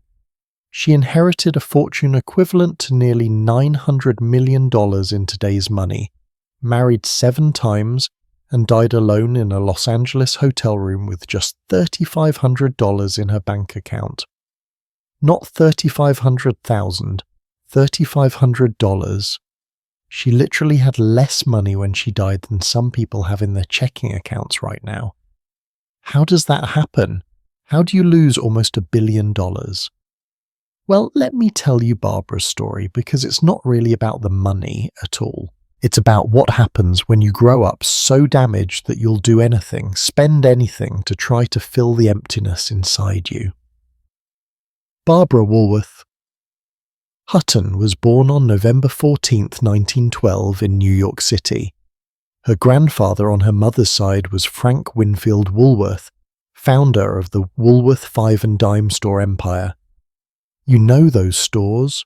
Woolworth's was everywhere in the early 20th century, selling everyday items at low prices to ordinary Americans. Millions of nickels and dimes, adding up to one of America's great fortunes. Frank Woolworth had built what was basically the Walmart of his era, and he'd become fabulously wealthy doing it. Barbara's father was Franklin Laws Hutton, co-founder of E.F. Hutton and Company, one of the most prestigious investment banks on Wall Street. So Barbara had wealth on both sides of her family.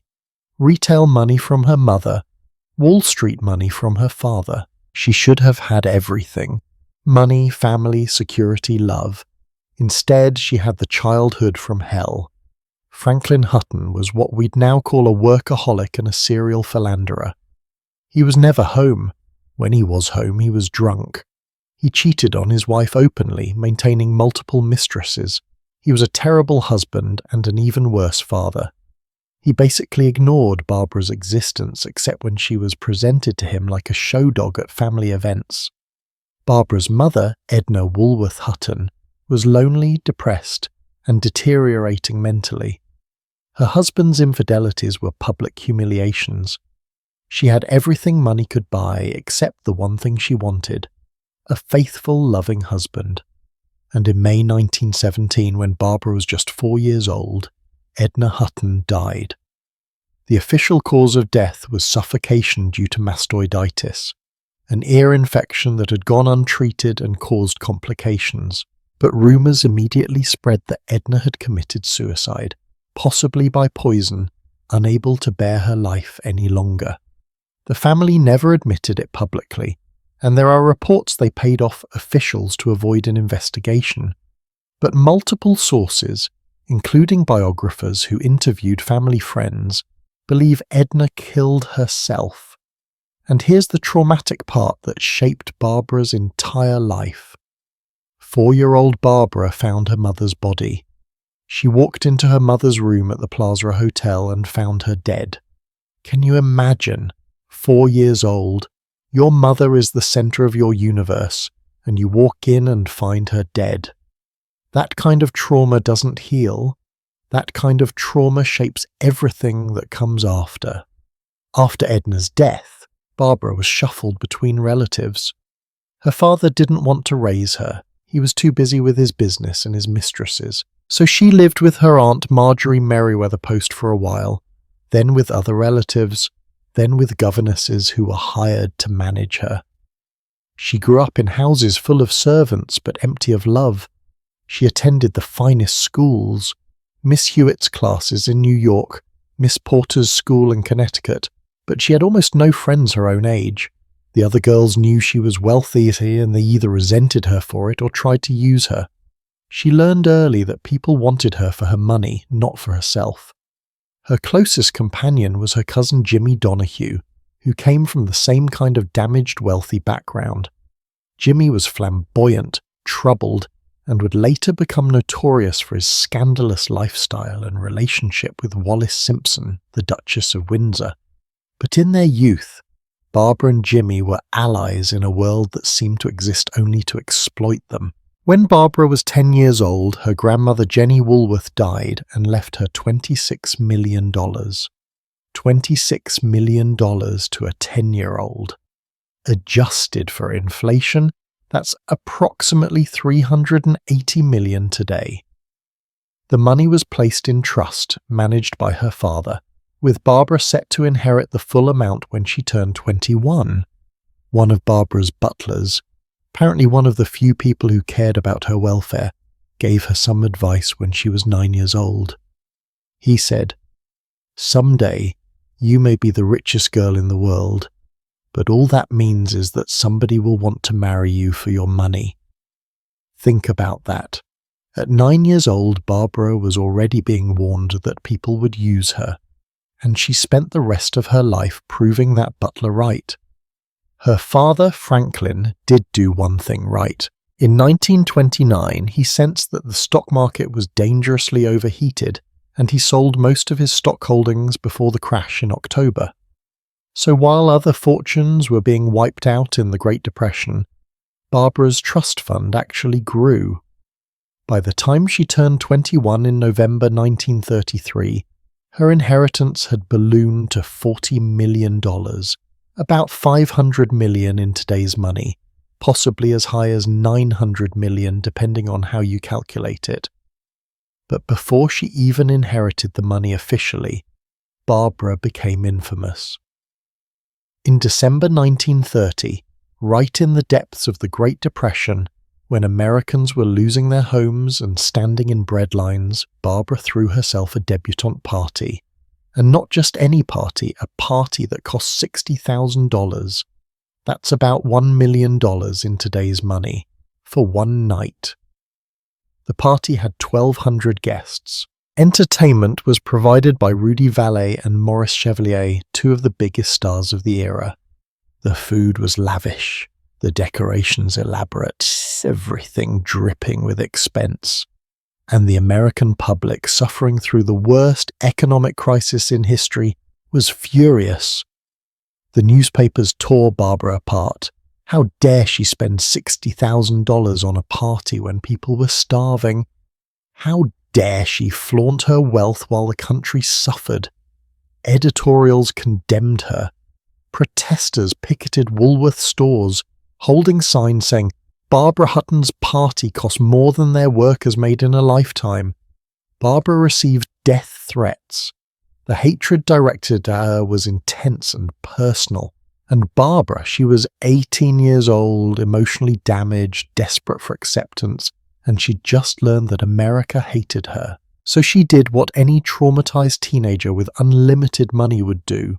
She fled to Europe, where people were more accustomed to aristocratic excess and less likely to judge her for it. That's where the fortune hunters found her. And oh, did they find her? Barbara's first husband was Alexis Mdivani, who called himself a Georgian prince. His family claimed to be exiled nobility from the country of Georgia, forced to flee when the Soviets invaded in 1921. They styled themselves as princes, though the title was dubious at best. What wasn't dubious was the Mdivani family's reputation as fortune hunters. They were known as the marrying Mdivanis, because all the siblings had married wealthy people. It was basically their family business. Alexis was already married to Louise Van Allen, an heiress from the Astor family, when he met Barbara in Biarritz, France. But his sister Russie, who was the mastermind of the family's marriage schemes, engineered a plan. She arranged for Alexis to divorce Louise and pursue Barbara, and she did it through blackmail and manipulation that would make a mob boss proud. Rousey befriended Barbara, gained her trust, and then arranged for Barbara and Alexis to be accidentally discovered in a compromising position. Whether anything actually happened or if it was staged, we'll never know. But Rousey then threatened Barbara, "Marry Alexis or we'll destroy your reputation with scandal. We'll tell everyone you seduced a married man. We'll ruin you in society." Barbara was 20 years old, traumatized, lonely, and terrified of more scandal after the debutante party disaster. So she agreed. In June 1933, she married Alexis Mdivani in Paris. She was worth $40 million. He was worth nothing except his supposed title and his good looks. The marriage was a nightmare from the first night. Barbara later recalled that on their honeymoon, Alexis looked at her and said she was too fat. Those were basically his first words to his bride after the wedding. Not, "I love you," not, "I'm so happy," but "you're too fat." He spent the rest of their brief marriage criticizing her appearance, controlling her diet and spending her money. Alexis burned through cash like it was kindling. He bought himself a fleet of luxury cars. He purchased polo ponies, dozens of them. He lived like a prince because he had a princess's fortune to spend. Barbara gave him everything he asked for, desperately hoping that if she just spent enough money he would love her. It didn't work. They divorced in 1935 after less than 2 years of marriage. Alexis walked away with $1 million settlement, about $20 million in today's money, for 2 years of marriage. And in 1935 he died in a car crash while racing one of the expensive sports cars Barbara's money had bought him. Some people said it was karma. Barbara said she just felt numb. But did Barbara learn from this disaster? Did she protect herself better, hire better lawyers, recognize the warning signs of fortune hunters? No, because Barbara wasn't looking for financial security. She was looking for love. She was looking for someone to fill the mother-shaped hole in her heart, to prove that she was worthy of being loved for herself. And she would spend the rest of her life and the rest of her fortune on that futile search. Husband number 2 was Count Kurt von Haugwitz-Hardenberg Reventlow, a Danish aristocrat. They married in 1935 and had one son together, Lance, born in 1936. But the marriage was cold and controlling. Reventlow isolated Barbara from her friends, controlled her movements, and when they divorced in 1941, he got custody of Lance. Barbara, who'd given birth to this child and desperately wanted to be a good mother, lost her son in the divorce. That devastated her more than losing any amount of money. Husband number 3 was Cary Grant, the movie star, in 1942.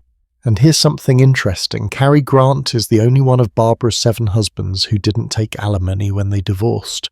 He married her, realized the marriage wasn't working, and walked away without demanding money. For that reason, Barbara always spoke kindly of him. Even after their divorce in 1945, he was the only one who didn't see her as a walking bank account. But the others? Oh, the others were spectacular disasters. Husband number 4 was Prince Igor Trubetskoy, a Russian prince. 1948 to 1951, he left with a settlement. Husband number 5 was Porfirio Rubirosa, a Dominican diplomat and professional playboy who'd previously been married to another heiress, Doris Duke. Rubirosa was legendary for his charm and his expensive tastes. Doris Duke had given him sports cars, polo ponies, a plantation in the Dominican Republic, a converted B-25 bomber, a 17th century mansion in Paris, and $25,000 a year for life in the divorce settlement. Barbara gave him $3.5 million and another B-25 bomber when they divorced after just over a year of marriage. $3.5 million for 1 year. That's about $40 million in today's money. For 1 year of marriage to a man who was openly unfaithful to her during their honeymoon. Husband number 6 was Gottfried von Cramm, a German tennis champion, 1955 to 1961. For a while it seemed like this marriage might actually work, but it didn't. They divorced, and he got a settlement. Husband number 7 was Prince Raymond Doan Vin Champasak of Laos, 1964 to 1969. Another prince, another settlement, another disappointment. 7 marriages, 7 divorces. And with each divorce, millions of dollars disappeared into alimony settlements and expensive divorce lawyers. But the divorces weren't even the main drain on Barbara's fortune. It was her daily spending. Barbara had no concept of money management. None. She'd grown up with unlimited wealth and nobody had ever taught her budgeting or restraint or the difference between income and principal. She spent money like it was infinite. She showered friends with expensive gifts, not just birthday presents, but spontaneous gifts of jewelry worth hundreds of thousands of dollars. She gave money to people she barely knew, sometimes complete strangers who approached her with sob stories. She was generous to a fault, which meant people took advantage of her constantly. She maintained multiple residences around the world, houses in Paris, London, Tangier, Cuernavaca, New York. Each house needed staff, maintenance, utilities. She travelled constantly, taking an entourage of servants and 30 or more pieces of luggage everywhere she went. She bought art, furniture, Chinese porcelain, anything beautiful that caught her eye. She had an extraordinary collection of jewellery, some of the finest pieces in the world. But she also developed serious problems with drugs and alcohol. She'd started taking prescription medications for depression and anxiety back in the 1940s. By the 1960s, she was addicted to codeine, morphine, Valium, amphetamines, and she washed them all down with vodka-spiked Coca-Cola. The drugs numbed her pain but also clouded her judgment and made her even more vulnerable to exploitation. And through all of this, she was desperately lonely. The more money she spent, the more people surrounded her. But they weren't friends. They were employees, hangers-on, people on her payroll. Real friends disappeared because Barbara's life was too chaotic, too sad to watch. Her son Lance, who she'd lost custody of as a child, grew up distant from her. In 1972, Lance died in a plane crash at age 36. Barbara never recovered from that loss.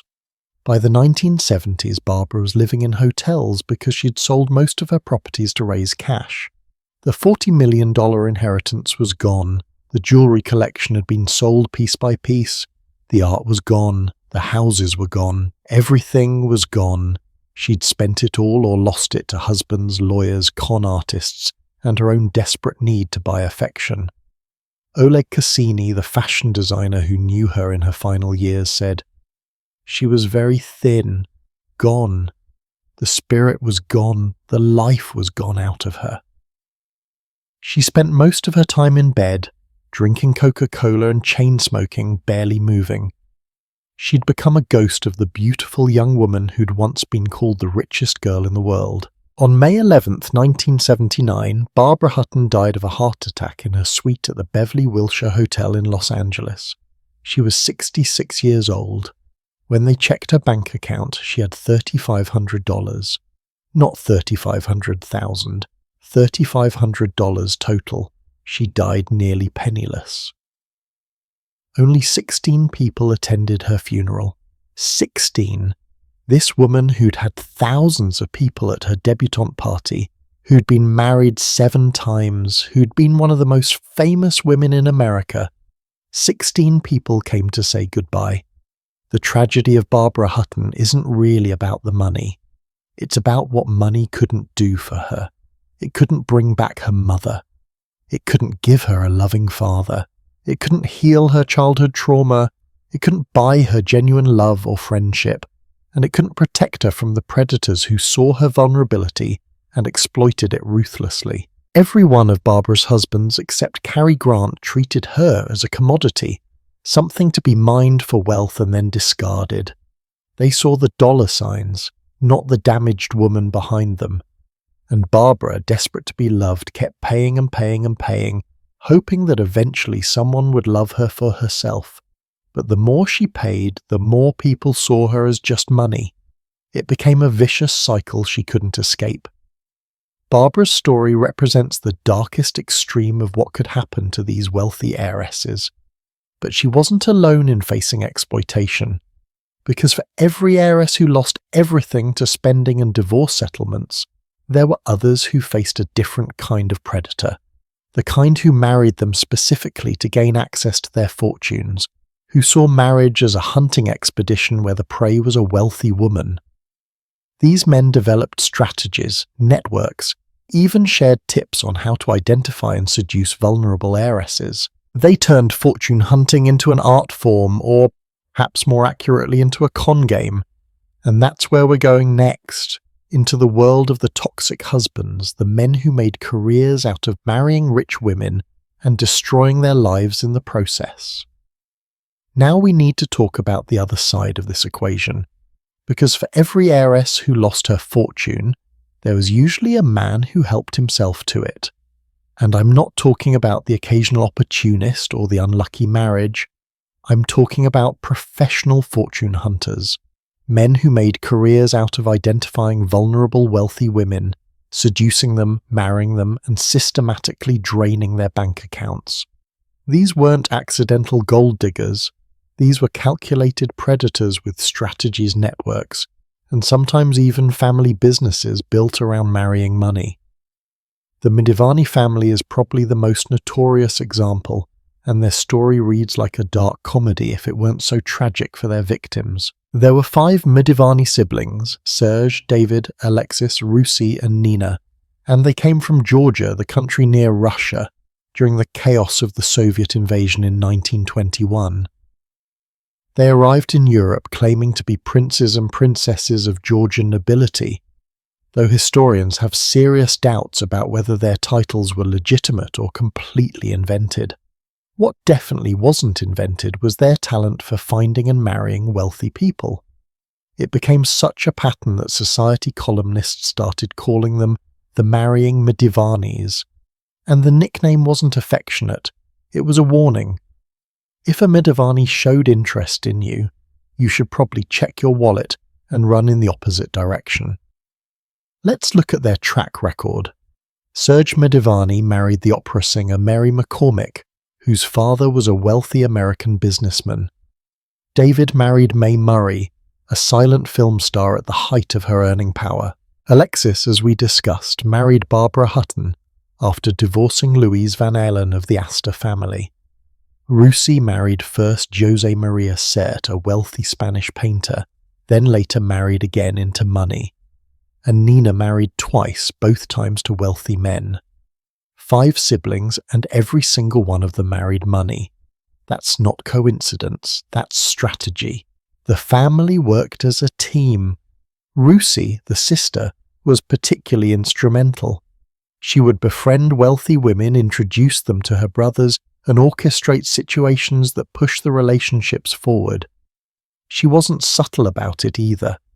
People who knew the family said Rusi would literally tell her brothers which heiresses to target and then create opportunities for them to meet. She was like the manager of a very exclusive, very unethical dating service. And their tactics? Oh, they were sophisticated. The Midivanis understood something fundamental about human psychology. Wealthy people, especially wealthy women who'd inherited their money, were often lonely and insecure. They'd been raised to be ornamental, not useful. They'd been told their value came from their beauty or their family connections, not from their own abilities or character. They were desperate to be loved for themselves, not their money, and that desperation made them perfect targets. The Midivanis would identify a vulnerable heiress, someone recently divorced, or socially isolated, or emotionally damaged. Then they'd pursue her with overwhelming attention and romance, flowers every day, poetry, declarations of eternal love, the kind of courtship that would make any romance novel heroine swoon. And these women, starved for genuine affection, would believe it was real. Once they were married, the Midivanis would start spending. Alexis Midivani, during his marriage to Barbara Hutton, bought himself polo ponies, luxury cars, clothes, jewellery. He lived like royalty on her money while treating her with contempt. And when Barbara finally divorced him, he walked away with $1 million settlement for less than 2 years of marriage. $1 million in 1935, that's roughly 20 million today, for basically pretending to love someone for 2 years. That's a better hourly rate than most people could dream of. But the Midivanis weren't the only family running this game. It was more like an international network of fortune hunters who knew each other, shared information, and sometimes even coordinated their efforts. Which brings us to Porfirio Rubirosa, who deserves his own category of terrible. Ruby, as he was called, was a Dominican diplomat and professional playboy who elevated fortune hunting to an art form. He was devastatingly handsome, supremely charming, and absolutely shameless about what he was doing. Ruby married 5 times, and 4 of his wives were extremely wealthy. His second wife was Doris Duke, heiress to the Duke tobacco fortune, and one of the richest women in the world. She gave him millions in their divorce, sports cars, including multiple Ferraris polo ponies, a working plantation in the Dominican Republic, a converted B-25 bomber that he used as his personal plane, a 17th century mansion in Paris, and $25,000 a year for the rest of his life. For the rest of his life. That was part of the divorce settlement. She essentially gave him a lifetime pension for having been married to her. Then he married Barbara Hutton. And Barbara, knowing full well what he was, he made no secret of his reputation, married him anyway because she was lonely and he paid attention to her. Their marriage lasted from December 1953 to October 1954, less than a year. And when they divorced, Barbara gave him $3.5 million and another B-25 bomber. $3.5 million for 10 months of marriage. Do the math on that. $3.5 million divided by 10 months is $350,000 per month. Divided by 30 days is about $11,700 per day. In 1954, adjusted for inflation, that's approximately $135,000 per day in today's money. For being married to Barbara Hutton, that's what Ruby got paid essentially to be someone's husband. And here's the thing that really shows you what kind of person Ruby was. He was openly unfaithful during his marriages. He didn't even pretend to be faithful. He had affairs, and everyone knew about them, including his wives. He'd go out to nightclubs, leave with other women, and come home whenever he felt like it. The disrespect was breathtaking. But he knew these women were so desperate for companionship that they'd tolerate almost anything rather than be alone again. What made these fortune hunters so successful wasn't just their charm or their looks, though both helped. It was their understanding of power dynamics. They knew that in the social circles where they operated, divorce was still shameful for women. A divorced woman, especially one who'd been married multiple times, faced social censure, so once they were married, they could behave badly, knowing their wives would hesitate to divorce them and face more scandal. They also knew how to isolate their victims. Once married, fortune hunters would often try to separate their wives from friends and family who might advise them or help them see the manipulation clearly. They'd suggest moving to a different city or country. They'd criticize the wife's friends and family, making her feel like nobody understood her except him. They'd control access to money, information, and social connections. It's textbook abusive relationship behavior, except with the added element of massive wealth at stake. The fortune hunters had another advantage. The legal system was on their side. In most jurisdictions during the first half of the 20th century, marriage gave husbands significant legal rights over their wives' property and finances. Even when women had money in trust funds, clever lawyers could often find ways to access it or at least tie it up in litigation that cost enormous amounts in legal fees. And the social conventions of the time meant women were expected to support their husbands financially. A wife was supposed to provide her husband with the means to maintain his position in society. So when a count or a prince married an American heiress, it was understood that her money would fund their lifestyle together. If she refused, she could be accused of failing in her wifely duties. Have you noticed how many of these fortune hunters had titles? Count, prince, duke. There was something about a title that made even smart women lose their judgment. The title suggested breeding, class, honour. These women had been raised to admire European aristocracy, to see titles as markers of superiority. So when a titled man showed interest, they wanted to believe he was different from the obvious gold diggers. Surely a prince wouldn't need to marry for money. Surely a count had his own resources. The title provided camouflage for predatory intentions. But here's what a lot of those titles actually meant by the early 20th century. Bankrupt estates, obsolete social positions, and a desperate need for cash to maintain appearances. The titles were real, but the wealth behind them was gone. So titled men were actually more likely to be fortune hunting than untitled men, because they had expensive lifestyles to maintain and no way to maintain them except through marriage. Some of these men were surprisingly open about what they were doing. There are stories of fortune hunters literally discussing heiresses like they were hunting trophies. They'd meet at clubs and talk about who was available, how much she was worth, what her vulnerabilities were. They'd share tips on how to approach different types of women. It was grotesque, but it was also organized and systematic. One particularly disturbing tactic was the deliberate targeting of women immediately after traumatic events. A fortune hunter would learn that a woman had just lost her husband, or gotten divorced, or suffered some other personal crisis.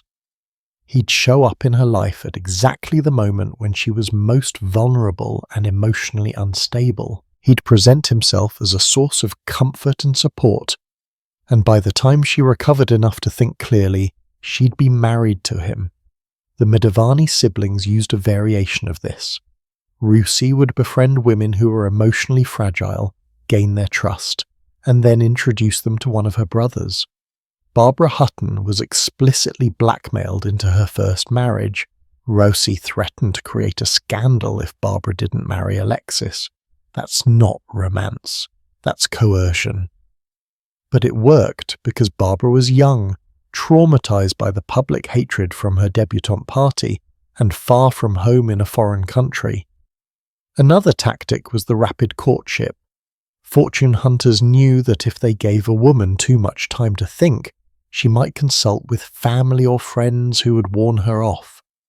So they'd create a whirlwind romance, constant attention, overwhelming declarations of love, pressure to marry quickly before the magic faded.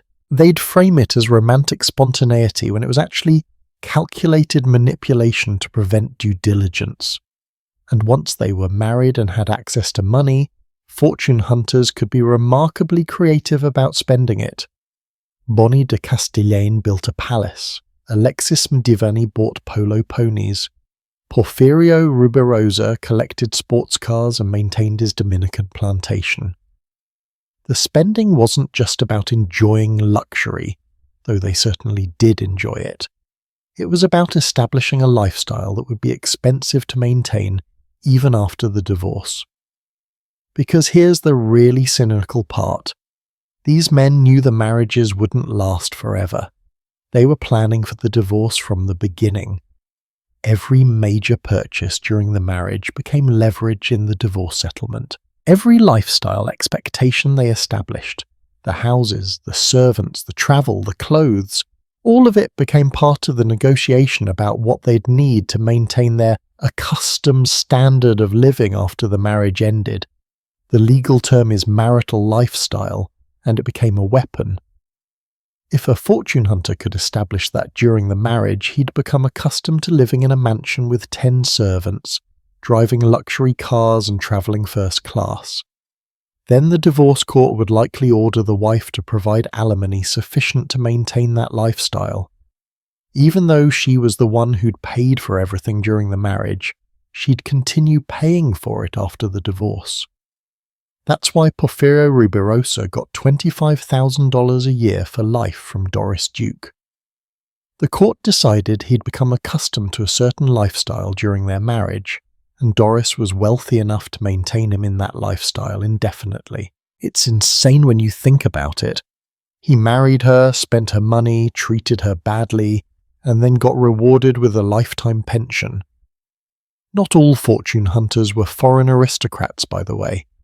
There were plenty of American men who pursued wealthy women for their money. But the titled Europeans had certain advantages. They had the exotic appeal of foreign culture. They had titles that sounded impressive. They had family histories that seemed romantic. And they benefited from American women's tendency to view European aristocracy through rose-colored glasses. American fortune hunters had to work harder to seem appealing.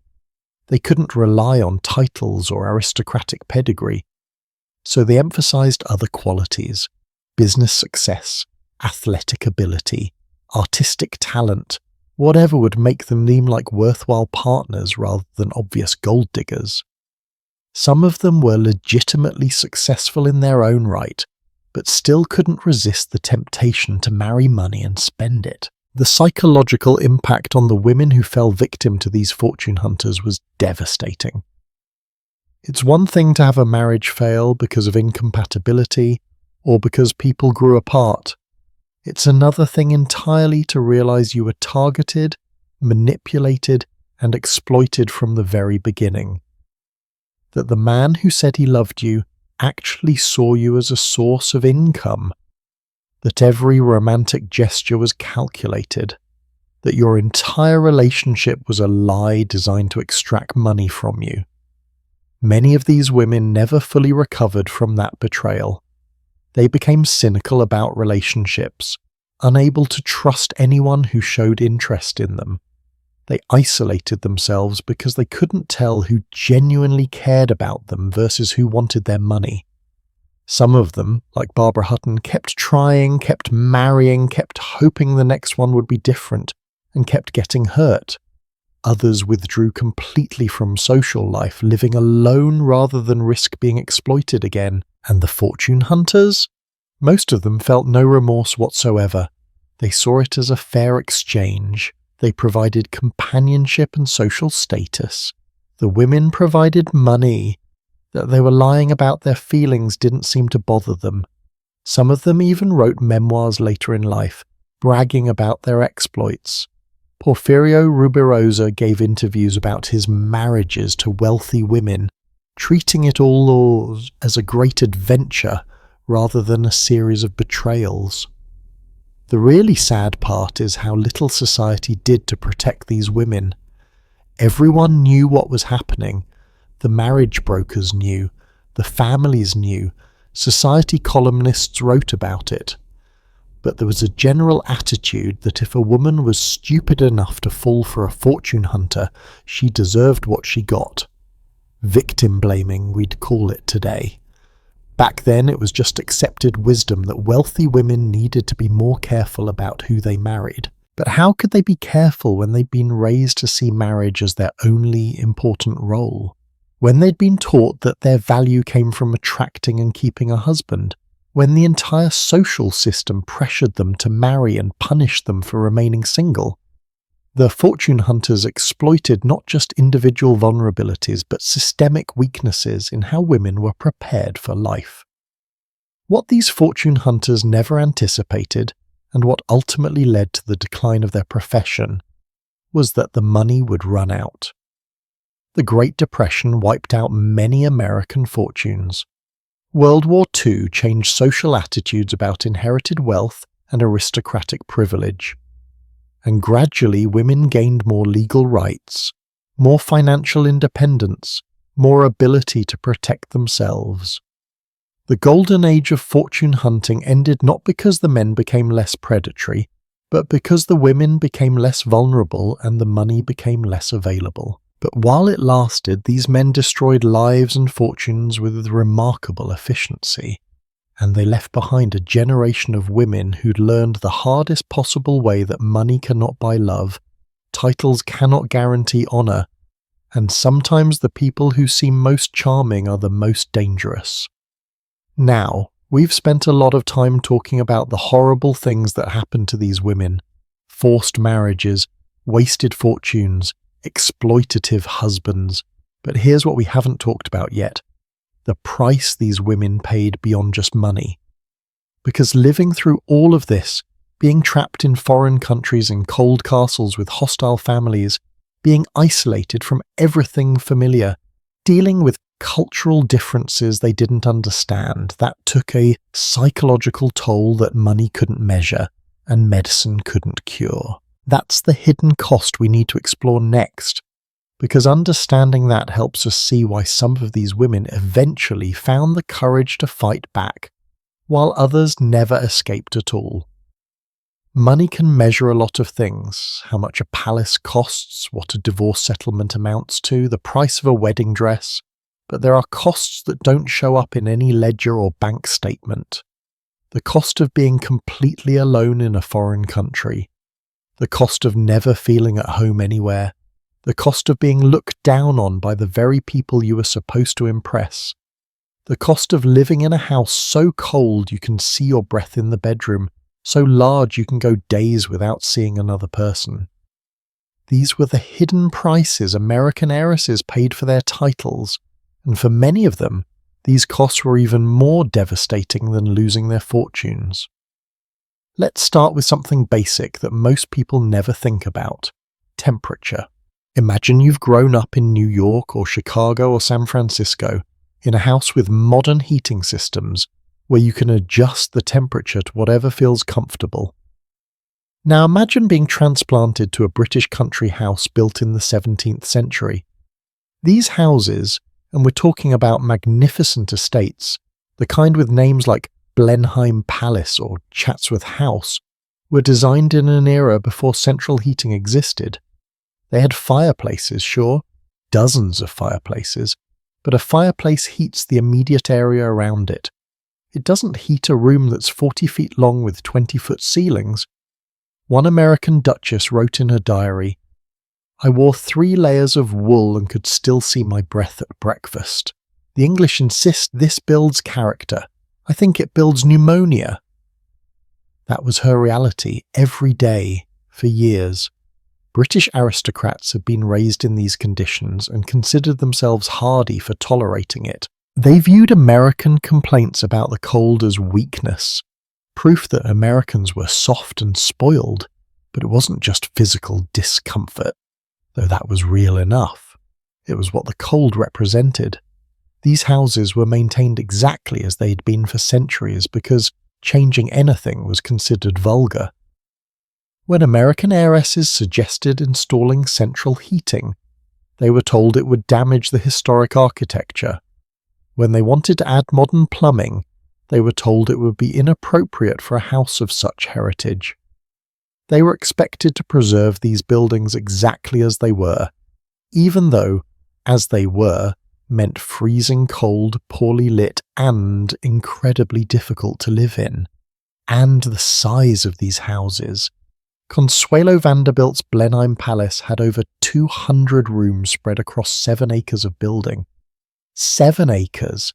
That's not a house, that's a small town. Imagine being 19 years old, newly arrived from America, wandering these endless corridors trying to find your way to dinner, constantly getting lost because everything looks the same and there's no one around to ask for directions because the servants are all in the servants' quarters and your husband is off doing whatever he does and you're completely alone in a palace that feels more like a museum than a home.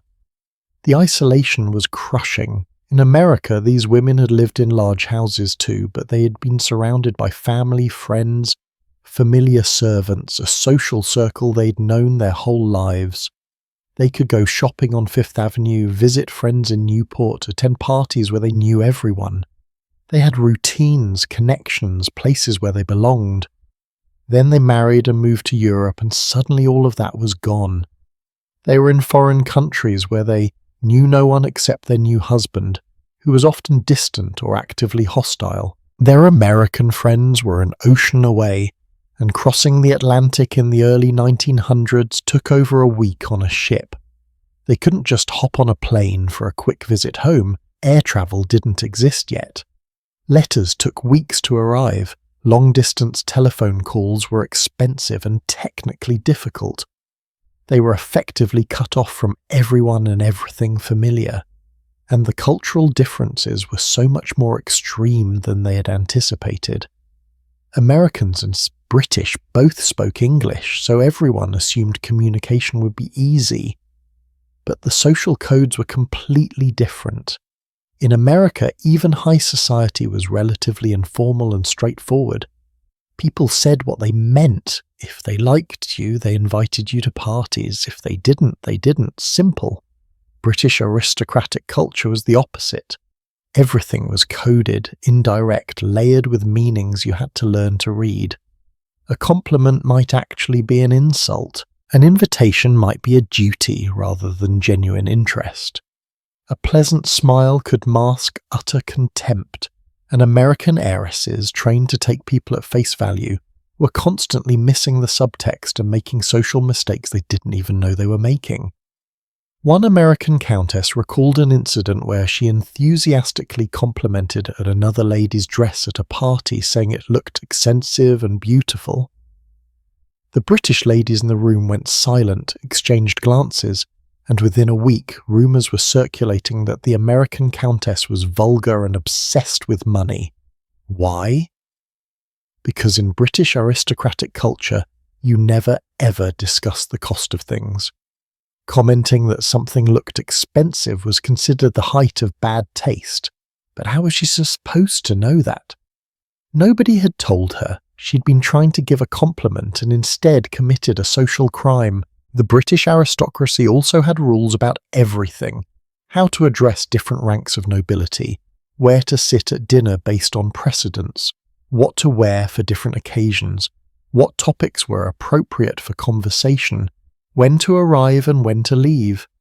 There were rules about rules, and if you broke them even innocently, you were marked as common, as not understanding how things were done, as proof that Americans were socially inferior no matter how much money they had. Think about being constantly judged like that. Never quite knowing if you were doing things right. Always feeling like you were being tested and failing tests you didn't know you were taking.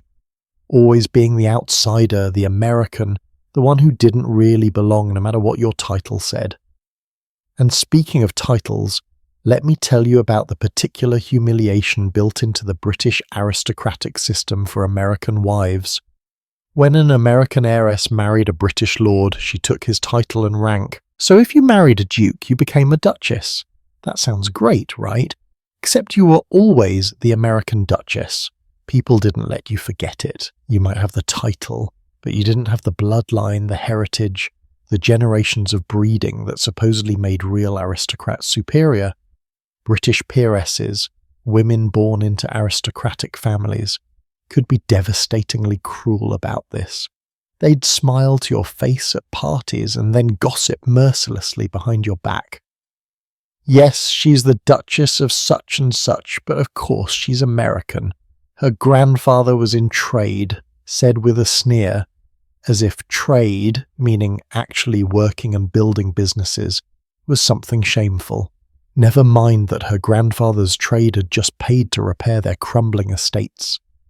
The British aristocracy had perfected the art of taking American money while looking down on the people who provided it. One particularly painful example, Mary Leiter, who became Lady Curzon when she married George Curzon in 1895.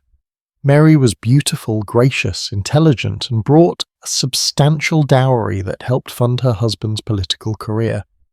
George Curzon was appointed Viceroy of India in 1899, making Mary the Vicereine, essentially the Queen of British India, the highest position any American woman had ever held in the British Empire. You'd think that would earn her a sect, right? She was representing the British Crown in India, hosting elaborate state functions, managing diplomatic relations. But British aristocratic women back in England still made snide comments about her American origins. They said she was quite good considering where she came from, which sounds like a compliment until you realise it's actually an insult wrapped in polite words. She was being praised for rising above her inferior American background, not accepted as an equal. And Mary worked herself literally to death trying to prove herself worthy. The role of Vicereine was incredibly demanding. Constant entertaining, travelling throughout India in extreme heat, managing complex social situations, maintaining British prestige while dealing with Indian princes and maharajas.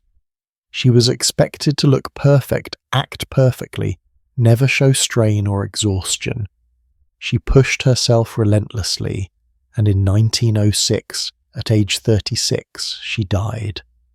The official cause was heart failure, but everyone who knew her said she'd been worn down by the constant pressure and the physical toll of her position.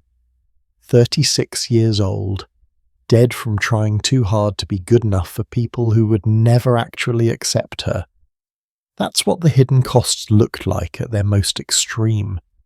The language barrier could be surprisingly difficult too, even though Americans and British supposedly spoke the same language. British aristocrats spoke with accents that American women often struggled to understand, especially the older generation whose accents were extremely posh and affected. And British servants spoke in regional dialects that could be nearly incomprehensible to American ears. Helena Zimmerman, the Pittsburgh heiress who married the 9th Duke of Manchester in 1900, later recalled that for her first 6 months at the Duke's estate she understood maybe half of what the servants were saying to her. They'd give her reports about household matters in thick Lancashire accents, and she'd smile and nod and have no idea what they'd just said. This made managing the household, which was supposed to be her primary duty as the Duchess, nearly impossible. How can you give orders when you can't understand the responses? And then there was the food. British aristocratic cuisine in the early 1900s was notoriously bland and overcooked. Everything was boiled until it had no flavour or texture. Vegetables were cooked until they were grey. Meat was cooked until it was dry. The British aristocracy seemed to take pride in eating terrible food without complaining, another one of those character-building exercises they believed in. American heiresses, used to better cooking, would suggest changes to the menus. They'd want fresh vegetables, lighter sauces, more variety, and they'd be told, "This is how we've always done it. This is the traditional way, this is the proper way for a house of our standing." Their attempts to improve things were seen as criticism of British culture, as more evidence that Americans didn't understand refinement. It sounds almost funny when you describe it, grown women fighting about overcooked vegetables. But imagine living like that. Imagine every single thing you try to do being blocked with, "That's not how we do things here." Imagine being made to feel like your preferences, your comfort, your needs don't matter because you're not British enough to deserve consideration. The religious and political differences could be troublesome too. Many American heiresses came from families that were Presbyterian, Methodist, or other Protestant denominations that didn't exist much in Britain. When they married into British aristocracy, they were expected to attend Church of England services, follow Church of England customs, and raise their children in the Church of England tradition.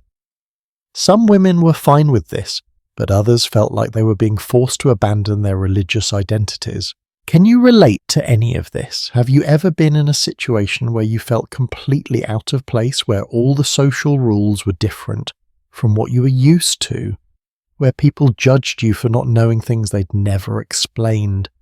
Maybe you've moved to a new city, or started a new job in a different culture, or joined a group where everyone knew each other except you.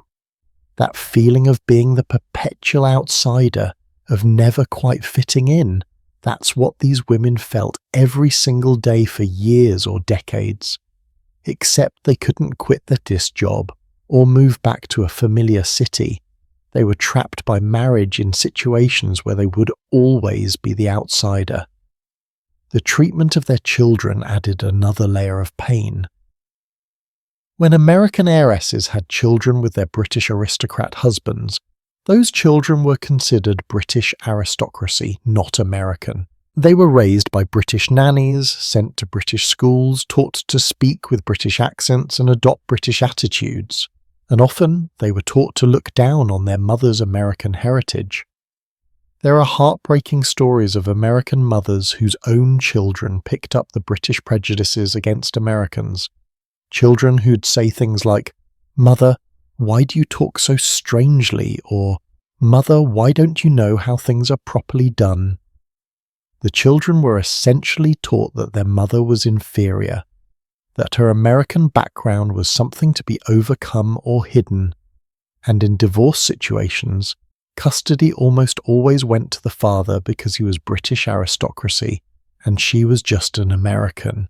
Helena Zimmerman lost access to her son when she divorced the Duke of Manchester. Barbara Hutton lost custody of Lance when she divorced Count Reventlow. These women had given birth to these children, loved them, wanted desperately to raise them, but the legal system and social attitudes favoured the fathers, especially when the fathers had titles and British citizenship. The mental health toll of all this isolation, discrimination, and cultural displacement was severe. But here's the thing, mental health care barely existed in the early 1900s. Therapy and counselling as we know them weren't available. If you were depressed or anxious or traumatised, you were told to pull yourself together and stop being emotional. If you complained about your situation, you were told you should be grateful. After all, you were wealthy, titled, living in a palace. What did you have to complain about? Many of these women turned to alcohol, prescription drugs, or both to cope with their misery. Barbara Hutton's addictions were particularly severe, but she wasn't alone. Numerous American heiresses developed substance abuse problems because it was the only way they could numb the pain of their isolated, loveless lives. And of course, their substance abuse was then used against them, proof that they were weak, unstable, unsuitable wives and mothers. Some women broke down completely. There are documented cases of American heiresses who had nervous breakdowns, who were institutionalized for hysteria or neurasthenia, which were basically catch-all diagnoses for women who were depressed or anxious. Once you were institutionalized, your husband had complete control over you. He could keep you locked up indefinitely, and you had no legal recourse.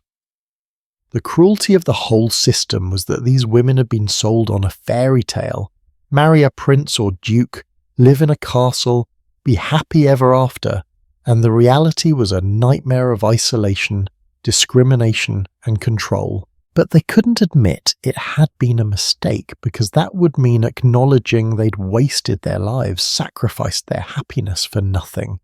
So many of them just endured year after year, dying a little more inside each day. But here's what the people who created this system didn't count on. Some of these women were stronger than anyone realized. Some of them eventually said enough. Some of them found ways to fight back, to reclaim their lives, to use their positions for something meaningful instead of just being decorative trophies. Not all of them succeeded, many didn't, but the ones who did changed the entire system. They proved that being an American heiress didn't have to mean being a victim. And those are the stories we need to hear next, because understanding how some women escaped or transcended their circumstances helps us see that even in the darkest systems, resistance is possible. After everything we've talked about, the forced marriages, the wasted fortunes, the exploitative husbands, the crushing isolation, you might think this is just a story of victims with no happy endings. And for some of these women, that's tragically true. But here's what makes this history so much richer and more inspiring than people realize. Not every dollar princess accepted her fate quietly. Some of them fought back. Some of them used their positions, their money, and their newfound status to create lives of meaning and power. Some of them became more influential than the aristocrats who'd married them for their money. These are the rebels and survivors, and their stories prove that even in the most oppressive circumstances, remarkable women can find ways to thrive. Let's start with Nancy Langhorne, because her story is absolutely extraordinary. Nancy was born in 1879 in Danville, Virginia, to a family that had money but lost much of it during the Civil War. They weren't wealthy by Vanderbilt standards, but they were comfortable, respectable Southern boy gentry. Nancy grew up beautiful, witty, and absolutely fearless. She said what she thought, challenged authority, and refused to behave like a proper Southern belle was supposed to behave. Her first marriage at age 18 was a disaster. She married Robert Gould Shaw II, a man from a prominent Boston family, and quickly discovered he was an alcoholic who could be violent when drunk. After 4 years of misery and one son, Nancy did something almost unheard of for a woman of her time and background. she filed for divorce. In 1893, when divorce was scandalous enough to ruin a woman's social standing, Nancy chose scandal over staying in an abusive marriage. That tells you everything you need to know about her character. She was willing to pay the price for her freedom. After her divorce, Nancy moved to England, partly to escape the social stigma in America, partly because she was drawn to British culture. In London, she met Waldorf Astor, the American-born son of William Waldorf Astor, who'd been made a British Viscount.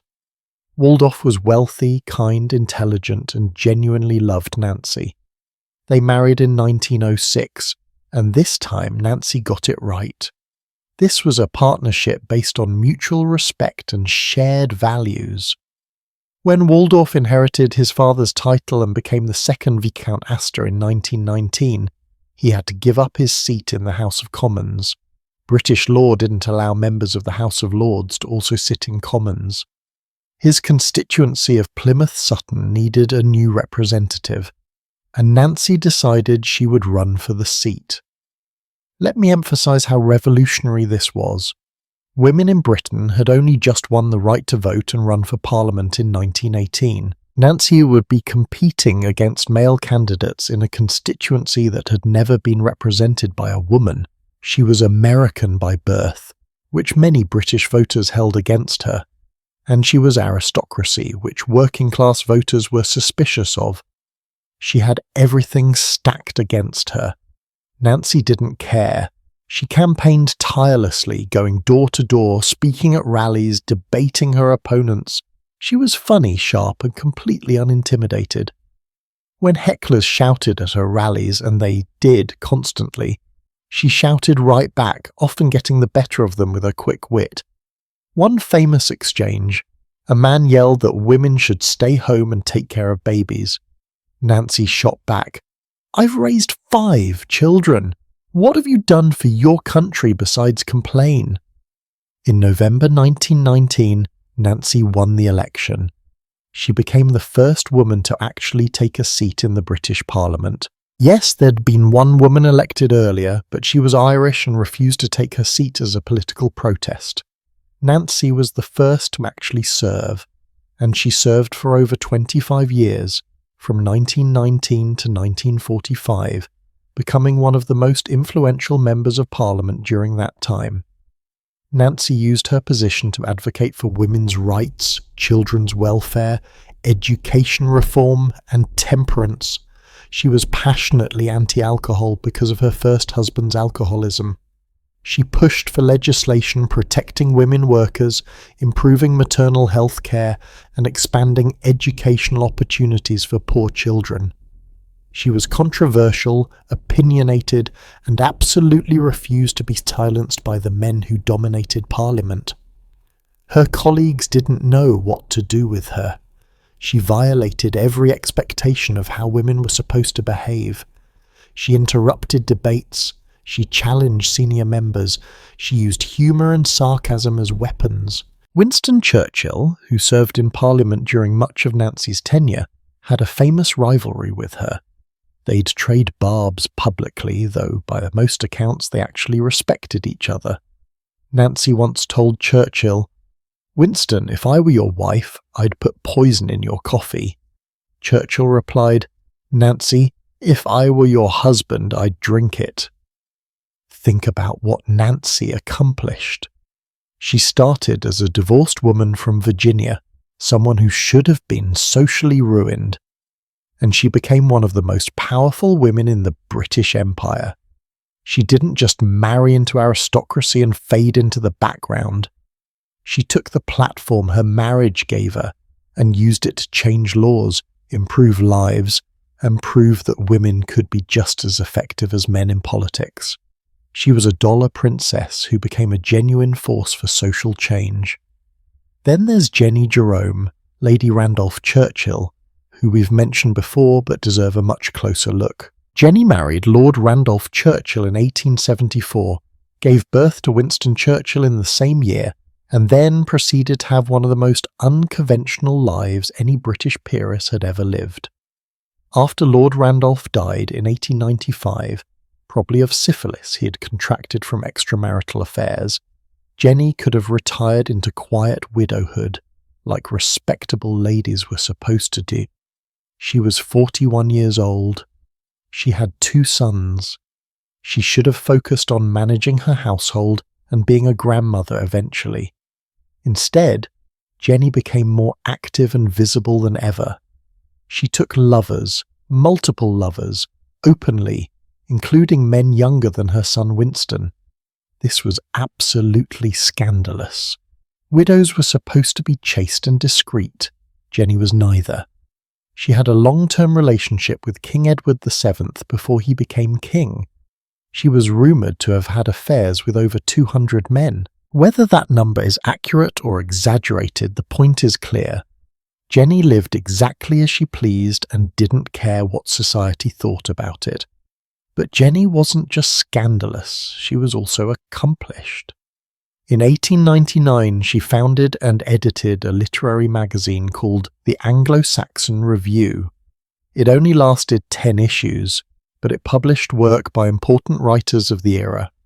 She organised a hospital ship during the Boer War, raising money and supervising the conversion of a ship into a floating hospital for wounded soldiers. She wrote several books. She remained deeply involved in her son Winston's political career, using her connections and influence to help him advance. Jenny understood something fundamental. As an American who'd married into British aristocracy, she was always going to be an outsider, always going to be judged differently. So instead of trying to conform and be accepted, she decided to live authentically and unapologetically. She wore her American identity proudly. She refused to be constrained by British aristocratic conventions about how women should behave, and she created a life full of passion, purpose, and accomplishment. What's interesting about both Nancy and Jenny is how they used the very things that were supposed to limit them, being American, being women in male-dominated aristocratic society, as sources of strength. They weren't bound by the same social conventions as British-born aristocrats because they'd never fully been accepted anyway. So they had freedom to innovate, to break rules, to do things differently. Their outsider status became an advantage. Consuelo Vanderbilt, whose wedding day we witnessed in all its misery earlier, eventually found her own form of rebellion and redemption. After 11 years of a loveless marriage to the Duke of Marlborough, Consuelo and the Duke formally separated in 1906. It took 15 more years before they were finally able to divorce in 1921. The legal process was complicated, and both had to prove fault, which meant years of legal wrangling. During those years of separation and after the divorce, Consuelo transformed herself. She threw herself into social work and philanthropy with genuine dedication. She worked with the organisations helping poor children in London. She supported women's suffrage. She used her position and her remaining wealth to make a real difference in people's lives. This wasn't just rich lady charity work, writing cheques and attending galas. Consuelo actually visited slums, met with families in poverty, studied social conditions, and advocated for policy changes. In 1921, after her divorce was finalised, Consuelo married Jacques Balsan, a French aviation pioneer and businessman. Jacques had his own money. He wasn't marrying her for her fortune, and by all accounts, this second marriage was genuinely happy. Consuelo had finally found the love and partnership she'd been denied in her first marriage. She lived until 1964, dying at age 87, having transformed from the crying bride of 1895 into a respected philanthropist and social reformer. Consuelo also wrote her autobiography, The Glitter and the Gold, published in 1952. In it, she was remarkably honest about her forced marriage, her mother's manipulation, her years of unhappiness. She didn't protect anyone's reputation or prettify what had happened to her. She told the truth. She'd been sold for a title, and it had been a terrible bargain. Her willingness to speak publicly about this helped change public perception of these transatlantic marriages. People started understanding that behind the glamour there was often real suffering. And remember Anna Gould, who married the extravagant Count Bonny de Castellane? We talked about how she eventually fought back, how she emptied the house and filed for separation when she'd finally had enough of Bonny's spending and infidelity. But what's remarkable is what Anna did after that. After divorcing Bonny in 1906, Anna could have returned to America, licked her wounds, and lived quietly on what remained of her fortune. Instead, she stayed in France and in 1908 married Hélier de Talleyrand-Périgord, the Duke of Talleyrand and cousin to her first husband. This sounds like Anna was glutton for punishment, marrying another French aristocrat. But Hélier was completely different from Bonny. He was serious, responsible, and had his own substantial fortune. He didn't need Anna's money, and he treated her with respect and genuine affection. Anna and Hélier lived together happily for nearly 30 years until Hélier's death in 1937. During that time, Anna became known for her charity work, her art patronage, and her dignity. She managed to rehabilitate her reputation from American heiress, exploited by fortune hunter, to a respected member of French society who survived and thrived. She lived until 1961, dying at age 85, having proved that it was possible to escape a disastrous first marriage and build a genuinely good life afterward. What all of these women had in common was courage. It took courage to run for Parliament as the first woman. It took courage to live scandalously as Jenny did, knowing she'd be criticised. It took courage to leave a duke and file for divorce when divorce was still so stigmatised. It took courage to write honestly about forced marriage when that honesty implicated your own family. These women looked at the circumstances they'd been sold into and decided those circumstances didn't have to define them forever. Not every dollar princess managed this kind of transformation, of course. Many of them didn't have the strength, the resources, or the opportunities these women had. But the ones who did fight back changed the system for everyone who came after. Nancy's success in Parliament proved women could be effective political leaders. Jenny's unconventional life expanded what was considered acceptable for wealthy women. Consuelo's autobiography educated the public about the darker side of these marriages. Anna's escape showed that even the most exploited wives could reclaim their lives. These women also benefited from changing times. The social conventions that had constrained earlier generations were loosening. Women were gaining legal rights, economic independence, political power. World War I had changed attitudes about women's capabilities.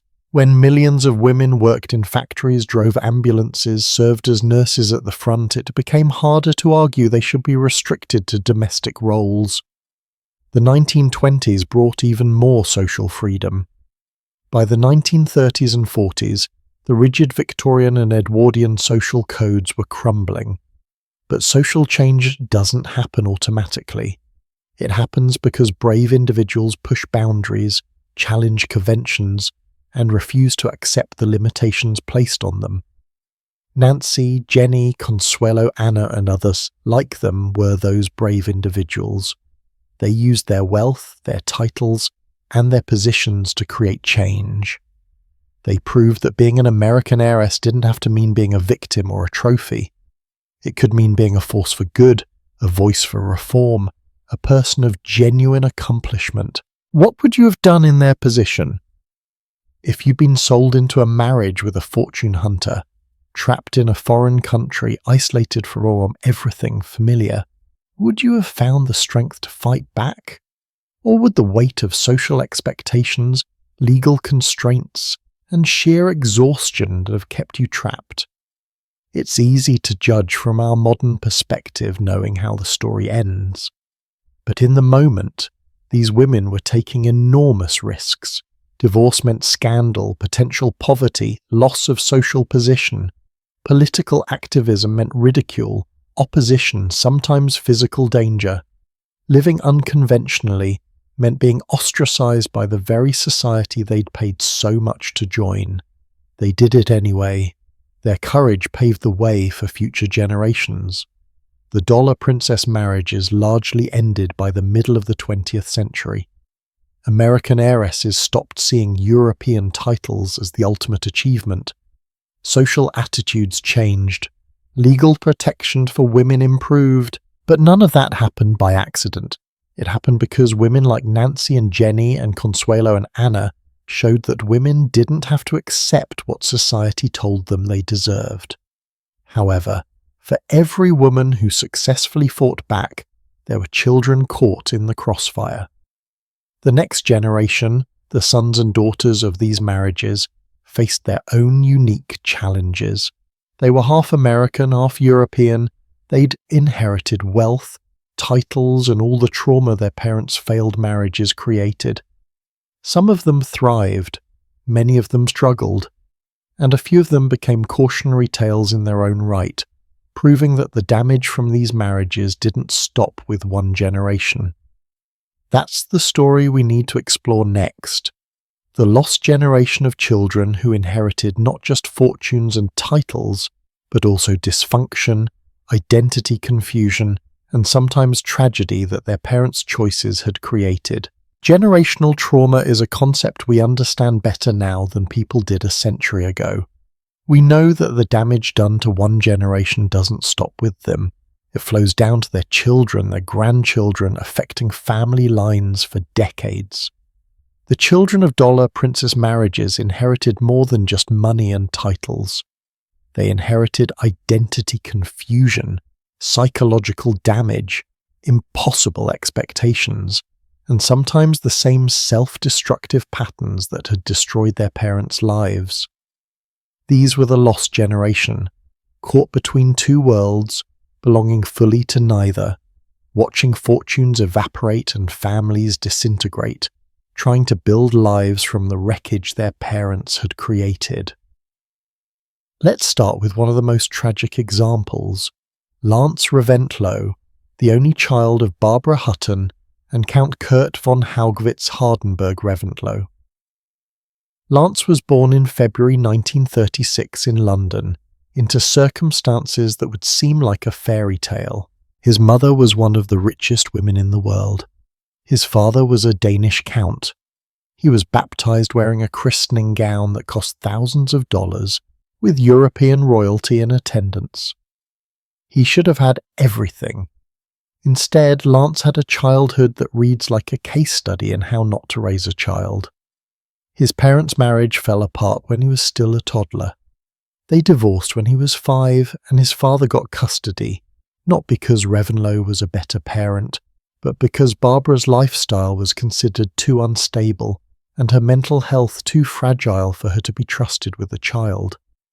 So Lance grew up separated from his mother, raised largely by servants and tutors, while his mother spiraled through multiple marriages and increasing drug and alcohol addiction.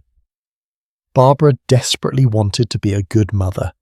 She loved Lance more than anyone else in her life, but the custody arrangement meant she could only see him during limited visitation periods, and when she did see him, she tried to compensate for her absence by showering him with gifts, expensive toys, cars when he got older, unlimited money. She gave him everything except what he actually needed: stability, boundaries, consistent parenting, and a mother who was emotionally present rather than drugged or drunk. Lance grew up wealthy but emotionally damaged.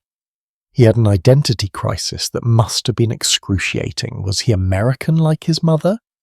Danish like his father? British because he'd been raised in England? He spoke multiple languages but didn't feel at home in any culture. He had access to unlimited money, but no real purpose or direction. His mother's wealth meant he never had to work, but it also meant he never developed the skills or discipline that come from having to support yourself. In his 20s, Lance did find something he was passionate about: automobile racing. He founded Reventlow Automobiles and built race cars, including the Scarab sports car, which actually competed successfully in American racing circuits in the late 1950s and early 1960s. For a while, it seemed like Lance had found his path, something that was his own achievement rather than inherited wealth or borrowed titles. But on July 30th, 1972, Lance died in a plane crash in Colorado. He was 36 years old, piloting a small plane that went down in bad weather. His death devastated Barbara, who was already in the final stages of her own decline. She never recovered from losing him. Within 7 years, she was dead too. Lance's story encapsulates so much of what went wrong for this generation. He had every material advantage but no emotional foundation. He was the product of a marriage that should never have happened, raised by parents who couldn't provide what he needed, given money instead of love, and ultimately dying young in an accident that might have been preventable if he'd had better judgment or more support or less of the reckless streak that came from growing up without real boundaries. Then there's the even more heartbreaking story of Howard de Talleyrand-Périgord, Anna Gould's son from her second marriage to Hélier de Talleyrand-Périgord. Howard was born in 1909 into what should have been a much more stable situation than Lance's. Anna's second marriage was happy. Hélier was a responsible father. Howard grew up with wealth, title. He was technically a prince, and family stability. But Howard fell in love with a young woman his parents disapproved of. At 19 years old, he wanted to marry her. His parents refused permission. They thought he was too young, the match unsuitable, and on May the 17th, 1929, Howard shot himself. He survived for 11 days before dying on May 28th. 19 years old, dead because his parents wouldn't let him marry who he loved. Think about the terrible irony of that. Anna Gould, who had been forced into a disastrous marriage herself, who'd suffered for years because her family pushed her into marrying Bonnie de Castellane against her better judgment, had apparently learned nothing from her own experience. When her son wanted to marry for love, she said no, and Howard, rather than fight or wait or find another way, killed himself. The aftermath was catastrophic for Anna. She was consumed with guilt. Had she been too controlling? Had she repeated the same mistakes her family made with her? Should she have remembered her own suffering and been more understanding of her son's feelings? But hindsight doesn't bring back the dead. Howard was gone, and Anna had to live the rest of her life knowing her refusal to support his marriage had driven him to suicide. These weren't isolated incidents. Multiple children of dollar princess marriages ended up in psychiatric institutions, developed severe addiction problems, died young from suicide or accidents or overdoses. The pattern repeated over and over.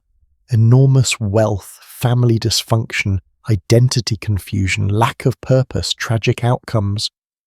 Part of the problem was the sheer weirdness of these children's lives. Imagine growing up knowing your mother had been essentially sold to your father, that your parents' marriage was a business transaction, that your very existence was the result of a deal between your American grandfather and your European aristocrat father. How do you build a healthy sense of self when your origin story is grandpa paid dad millions of dollars to marry mum? And the cultural confusion was real and deep. These children were usually raised primarily in Europe in their fathers' countries and traditions, but they were half American, and their American heritage was often denigrated by their fathers' families. They'd hear comments about how Americans were vulgar, how new money was inferior, how their mother's family was in trade, all said with contempt, all implying that half of their heritage was shameful. At the same time, when they visited America, they'd be seen as foreign. They spoke with European accents, they had European manners, they held titles that meant nothing in democratic America. American relatives might resent them for being raised aristocratic, for having opportunities and advantages that seemed unearned. They were too American for Europe, too European for America, fully at home nowhere. The children also inherited the financial chaos of their parents' marriages. When fortunes were squandered or lost, the children suffered the consequences. They'd grown up with every luxury, and suddenly they had to adjust to reduced circumstances or even near poverty. But they had never been taught practical skills for managing money or earning a living. They'd been raised as aristocracy, expecting to live off inherited wealth, and when that wealth disappeared, they had no idea how to function. One example, the children of Consuelo Vanderbilt and the Duke of Marlborough, John and Ivor Spencer Churchill, grew up in Blenheim Palace, one of the grandest houses in England. They were raised as dukes and lords, educated at elite schools, prepared for lives of aristocratic privilege. But by the time they were adults, the fortune that had restored Blenheim was mostly gone. Death duties, economic changes, and family spending had depleted the Marlborough wealth.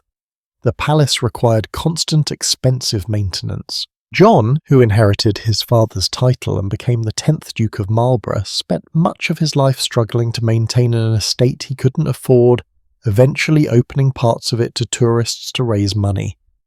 He'd been raised to be a duke, but hadn't been given the resources to actually function as one. The gender differences in how these children experienced their heritage were significant too. Sons inherited titles and all the expectations that came with them. They were supposed to maintain family estates, uphold family honour, continue aristocratic traditions. But they often inherited estates that were financial disasters, titles that came with obligations they couldn't meet, and expectations they couldn't fulfill. The pressure was crushing. Daughters had different but equally difficult challenges. They were expected to marry well, continuing the family tradition of strategic marriages, but they'd watched their mothers' marriages fall apart. They knew the reality behind the fairy tale of marrying a prince or a duke.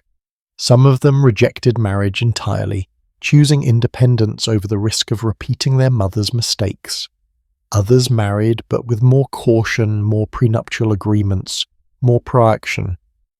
They were trying to learn from their mother's experiences while still operating in a world that valued them primarily for their ability to make good marriages.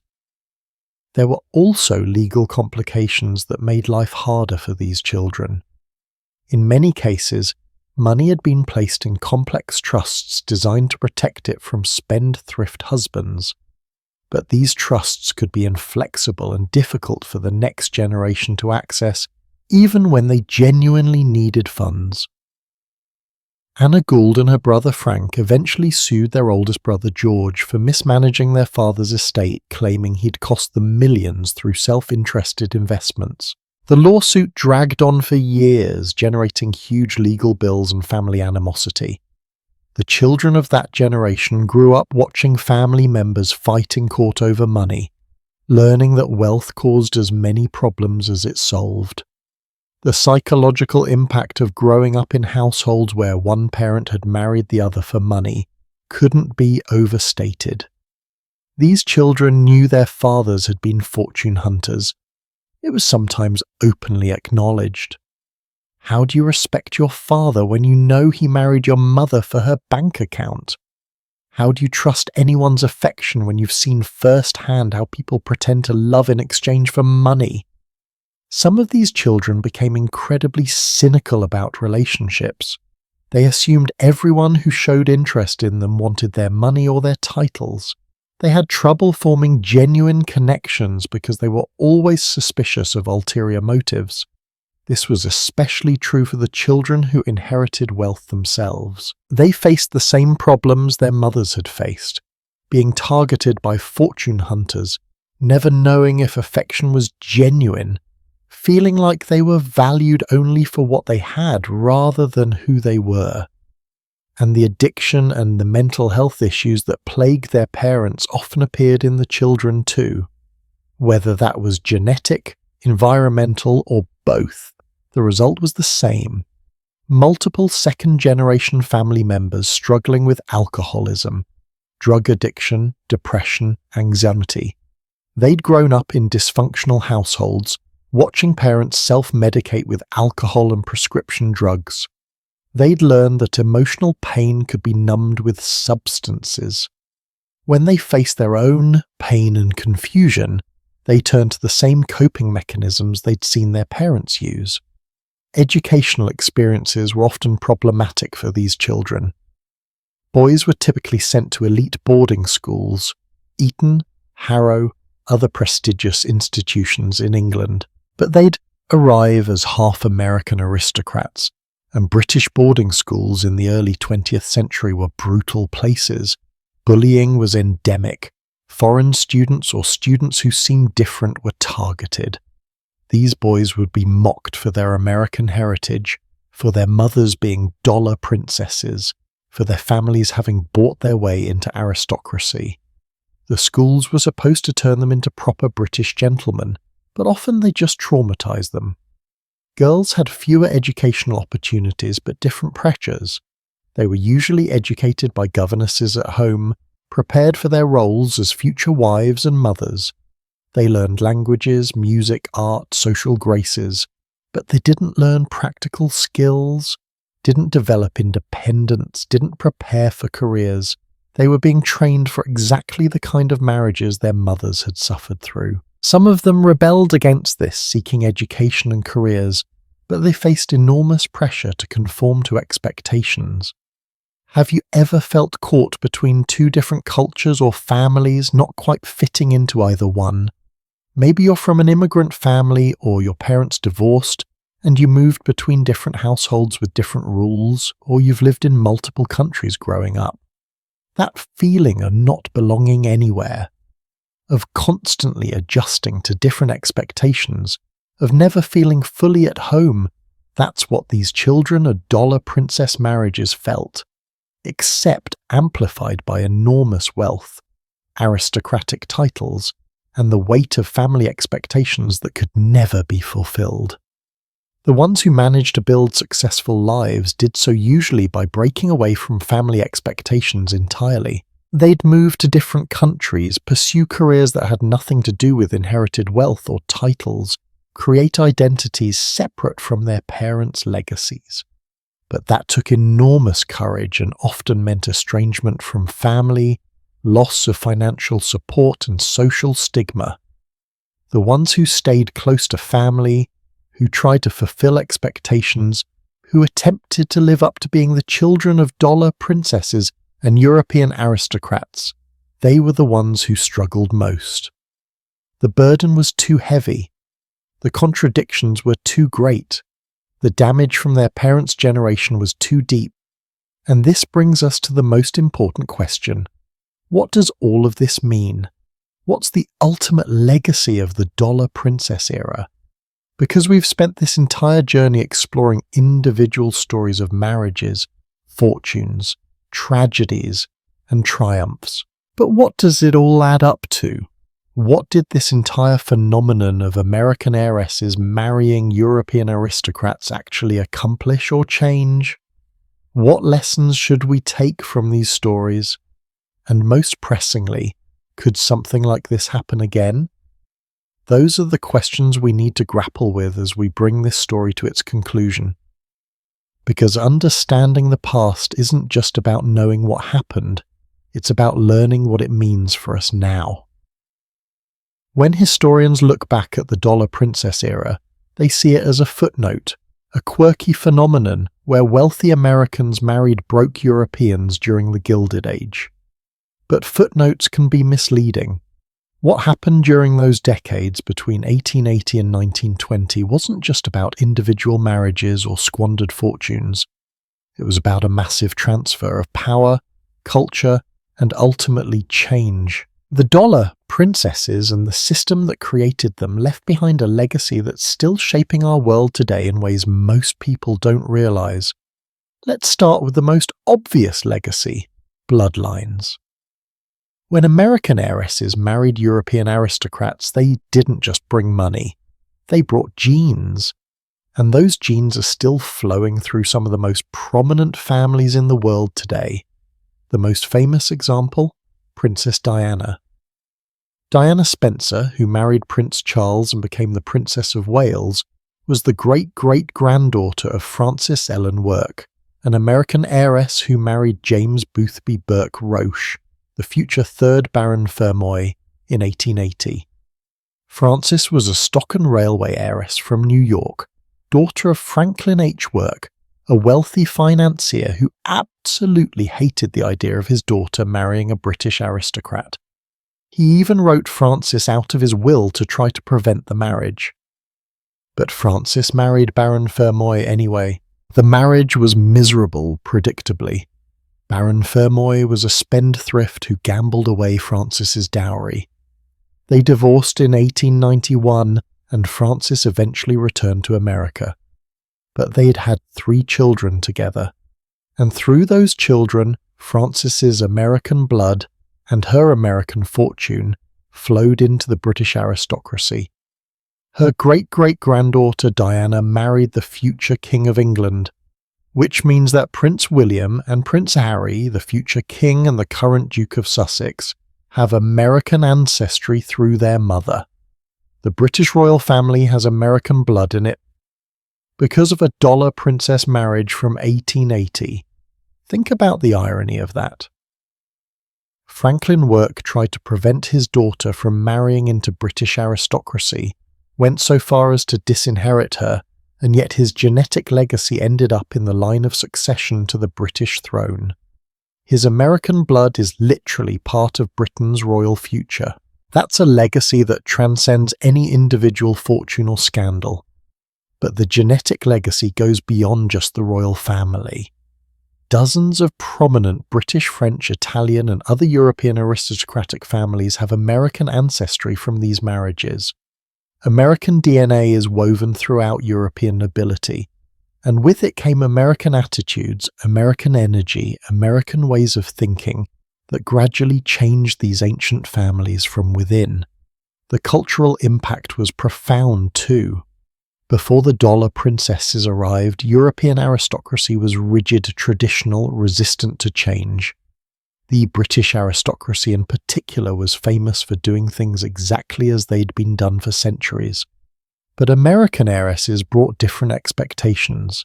They wanted central heating, they wanted modern plumbing, they wanted comfort and efficiency, not just tradition and heritage. At first, British aristocrats resisted these changes. As we discussed earlier, suggestions for improvements were often rejected as vulgar American ideas, but gradually, inevitably, the changes happened anyway. Because when you're living in a house that's freezing cold, and your American wife keeps pointing out that American houses have central heating, and you visit America and realize she's right, eventually you install the heating. When indoor plumbing makes life genuinely more pleasant, eventually you modernize the bathrooms. When electricity makes everything easier, you electrify the house. American heiresses essentially dragged European aristocracy kicking and screaming into the 20th century. They were the advance guard of modernization, and while that might seem like a small thing, who cares if some old houses got heating systems, it represented a larger shift. The idea that tradition should give way to practicality, that comfort matters more than appearances, that old ways aren't automatically better than new ways. These were fundamentally American attitudes that gradually infiltrated European aristocratic culture through these marriages. The social impact was equally significant. American heiresses helped break down some of the rigid class barriers in European society. Not intentionally and not completely, but their presence created cracks in the system. They were evidence that wealth and power didn't have to come from ancient bloodlines.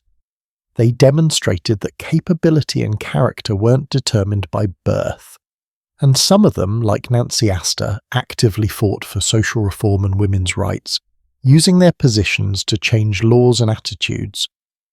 Nancy's election to Parliament in 1919 was groundbreaking. She wasn't the first woman elected to Parliament. That was Constance Markievicz, an Irish nationalist who was elected in 1918 but refused to take her seat as a protest against British rule. But Nancy was the first woman to actually serve, and she served for 26 years, proving that women could be effective legislators and political leaders. Her success opened doors for other women. After Nancy, it became harder to argue that women shouldn't participate in politics. She demonstrated capability, intelligence, and effectiveness. She'd shown that women could debate, legislate, and lead just as well as men. And while progress was slow, women didn't achieve anything close to equal representation for many decades after Nancy's election. Her presence in Parliament was a crucial step in that progress. The dollar princess phenomenon also had an unexpected economic impact. The $4 billion or more that flowed from America to Europe through these marriages represented a massive wealth transfer. That money restored crumbling estates, maintained aristocratic lifestyles, and funded various European economic activities. In a weird way, American heiresses were providing economic stimulus to European aristocracy during a period when their traditional income sources were failing. But the money didn't just sit in European bank accounts, it circulated through economies. When Bonny de Castellane built the Palais Rose in Paris, he employed architects, builders, craftsmen, artists, furniture makers, landscapers. When British dukes restored their estates with American money, they hired contractors, purchased materials, commissioned artwork. The money that American heiresses brought created jobs, supported industries, and contributed to European economic activity during a transition period when the old agricultural economic base of aristocracy was collapsing. Of course, much of that money was wasted, as we've discussed extensively. But even wasteful spending has economic effects. It's not the best use of resources, but it does move money through the economy. The philanthropic legacy is worth considering too. Many American heiresses became serious philanthropists in Europe, supporting causes like child welfare, education, healthcare, and poverty relief. They brought American attitudes about philanthropy, the idea that wealthy people have an obligation to give back to society, to use their resources to help others. This wasn't the European aristocratic tradition, which tended toward noblesse oblige, a sense of duty to tenants and local communities, but not broader societal responsibility. Consuelo Vanderbilt's work with impoverished children in London slums, Mary Curzon's efforts to improve conditions in India, other heiresses' support for hospitals, schools, and social services, these activities gradually shifted attitudes about what wealthy people should do with their resources. The idea of systematic, organized philanthropy aimed at addressing social problems became more acceptable in European high society, partly because American heiresses modeled it. In art and culture, the impact was similarly significant. American money funded the acquisition and preservation of enormous amounts of European art and cultural heritage. Yes, some of it ended up being sold off later when money got tight, but during the peak years, American heiresses helped maintain collections, restore historic buildings, support artists and musicians, and generally contribute to European cultural life. Blenheim Palace, which we've mentioned multiple times, is now one of Britain's most important tourist attractions and UNESCO World Heritage Sites. It was saved from ruin by Consuelo Vanderbilt's dowry. Without that American money, it might have crumbled or been sold off piecemeal. Instead, it stands as a magnificent example of English Baroque architecture, visited by hundreds of thousands of people each year. Consuelo's money literally preserved a piece of world heritage. The same is true for numerous other estates, art collections, and cultural institutions that were maintained or restored with American money during this era. You can visit these places today, admire the architecture and artwork, and you're benefiting from decisions made by American heiresses and their families over a century ago. But perhaps the most important legacy is what didn't survive: the marriage market itself. The dollar princess era ended not because people suddenly developed better values, but because the economic conditions that created it disappeared. American fortunes became less secure after the Great Depression. European titles became less valuable as aristocracy lost political power and social prestige. Legal protections for women improved, making it harder for husbands to exploit their wives financially. And social attitudes changed. By the mid-20th century, marrying for titles seemed old-fashioned and ridiculous. The last gasp of the phenomenon happened in the 1950s, when a few American heiresses still married titled Europeans, but it was nothing like the mass movement of the Gilded Age. By the 1960s, it was essentially over. Jet-set celebrities might marry European princes for glamour, but the systematic exchange of American money for European titles had ended, and that ending itself is a legacy. The failure of these marriages, the squandered fortunes, the misery they caused, all of that served as a cautionary tale for future generations. People learned slowly and painfully that you can't buy happiness with a title, that arranged marriages based on financial transactions tend to make everyone miserable, that treating women as commodities to be traded for social advancement is cruel and destructive. Modern wealthy families still make strategic marriages, of course. People still marry for money, for connections, for status, but it's less systematic, less openly transactional, less accepted. When we hear about someone marrying primarily for wealth, we're more likely to judge it negatively than to celebrate it as a smart social move.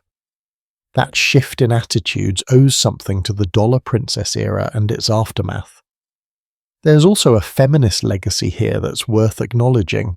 The dollar princesses were victims of a system that treated women as property to be bought and sold, but some of them, Nancy, Jenny, Consuelo in her later years, Anna after her divorce, fought back and won. They demonstrated that even in oppressive circumstances, women could claim agency, could resist, could build meaningful lives despite the constraints placed on them. Their struggles contributed to the broader women's rights movement. Every time a woman like Nancy Astor stood up in Parliament and proved women could lead, every time a woman like Jenny Churchill lived unapologetically on her own terms, every time a woman like Consuelo Vanderbilt wrote honestly about her forced marriage, these acts chipped away at the structures that oppressed women. The dollar princesses didn't start the feminist movement, but they were part of it in their way, even if they wouldn't have used that term. Now here's a question worth considering. Could the dollar princess phenomenon happen again? Could we see a new era of American heiresses, or more broadly wealthy people from one culture, marrying into established aristocracy, or elite families from another culture primarily for status and titles? The answer is more complicated than a simple yes or no. The specific circumstances of the Gilded Age won't repeat. European aristocratic titles don't carry the same weight they once did. American society has changed too much to value European nobility the way it did in 1890. And modern prenuptial agreements, women's legal rights, and social attitudes make the kind of exploitation we've been discussing harder to pull off. But the underlying dynamics, wealth-seeking status, status-seeking wealth, families using marriages as strategic alliances, individuals being pressured to marry for reasons other than love, those dynamics still exist. They just take different forms. Think about strategic marriages in business dynasties, political families, entertainment royalty. Think about how wealth and fame and power still get exchanged through marriages, just in more modern contexts.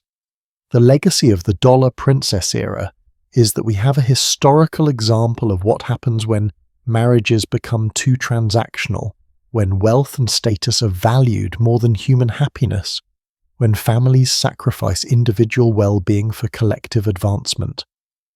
We have a record of the damage it causes, the fortunes it wastes, the lives it ruins. And we have examples of both the victims and the survivors, lessons about what works and what doesn't when you're caught in such systems. So as we approach the end of our journey through this history, we need to ask ourselves, what do we do with these lessons? How do we apply the insights from the Dollar Princess era to our own lives and times? What would we do differently if we found ourselves in similar circumstances?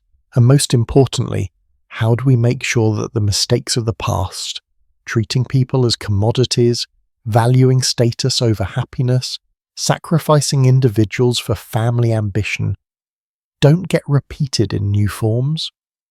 Those are the questions that will guide us through our final chapter, where we'll tie together everything we've learned and think about what these stories of heiresses who lost everything can teach us about wealth, power, family, and what it means to build a life worth living. We've travelled through 4 decades of history together, from the glittering ballrooms of the Gilded Age to the cold corridors of European palaces, from wedding days filled with tears to deathbeds marked by loneliness. We've met women who were sold for titles, men who married for money, children who inherited trauma along with their fortunes. And now, as we reach the end of this journey, it's time to ask the most important question. What does all of this mean for us? Because here's the thing, most of us will never inherit millions of dollars. Most of us will never be offered marriage to European aristocracy. Most of us will never face the specific circumstances these dollar princesses faced. So why does their story matter? Why spend over 2 hours hearing about events that happened a century ago to people whose lives seem completely removed from our own? The answer is that beneath the specific details, the palaces and the titles and the enormous fortunes, these stories are about universal human experiences. They're about family pressure and personal autonomy. They're about the difference between what society tells us will make us happy and what actually makes us happy. They're about how money changes relationships, how power corrupts, how trauma echoes through generations. These are themes that are just as relevant today as they were in 1895. Let's start with the most obvious lesson. Money doesn't buy happiness. I know. That sounds like a cliche your grandmother would stitch on a pillow. But the Dollar Princess era provides such stark, dramatic proof of this truth that it's worth stating plainly. Barbara Hutton had $40 million, nearly $1 billion in today's money, and died with $3,500. Consuelo Vanderbilt married into one of Britain's greatest dukedoms and cried herself to sleep for years. Anna Gould watched $10 million disappear to a husband who openly despised her. These women had resources most people can only dream of, and they were profoundly, crushingly miserable. But here's the more nuanced version of that lesson. Money doesn't guarantee happiness, but poverty doesn't either. The Dollar Princesses would have been better off with less money but more freedom. But we shouldn't romanticize poverty or pretend that financial security doesn't matter. What these stories teach us is that money is a tool, not a goal. It can provide comfort, security, and opportunities, but it can't provide love, meaning, or purpose. And when you pursue money, or in this case titles and social status, at the expense of those deeper needs, you end up with wealth but no life worth living. The second lesson is about the danger of letting other people define success for you. Every single dollar princess we've discussed was pushed into her marriage by family pressure, social expectations, or her own internalized beliefs about what she should want.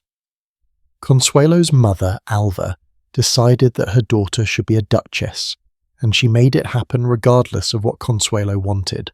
Barbara Hutton kept marrying fortune hunters partly because society told her that marriage was how women found value and happiness.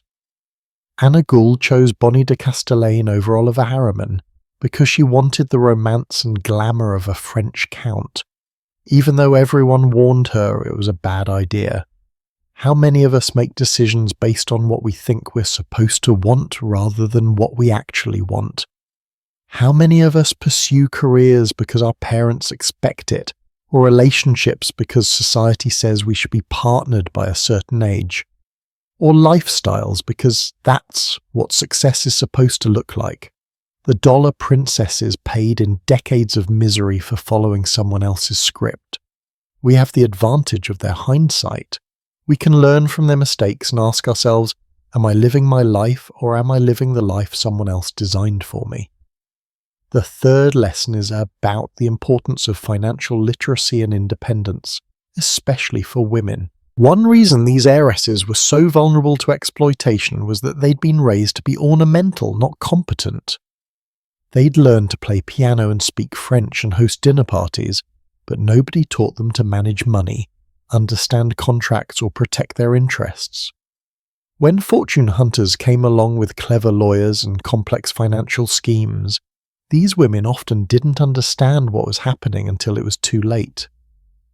This is still relevant today.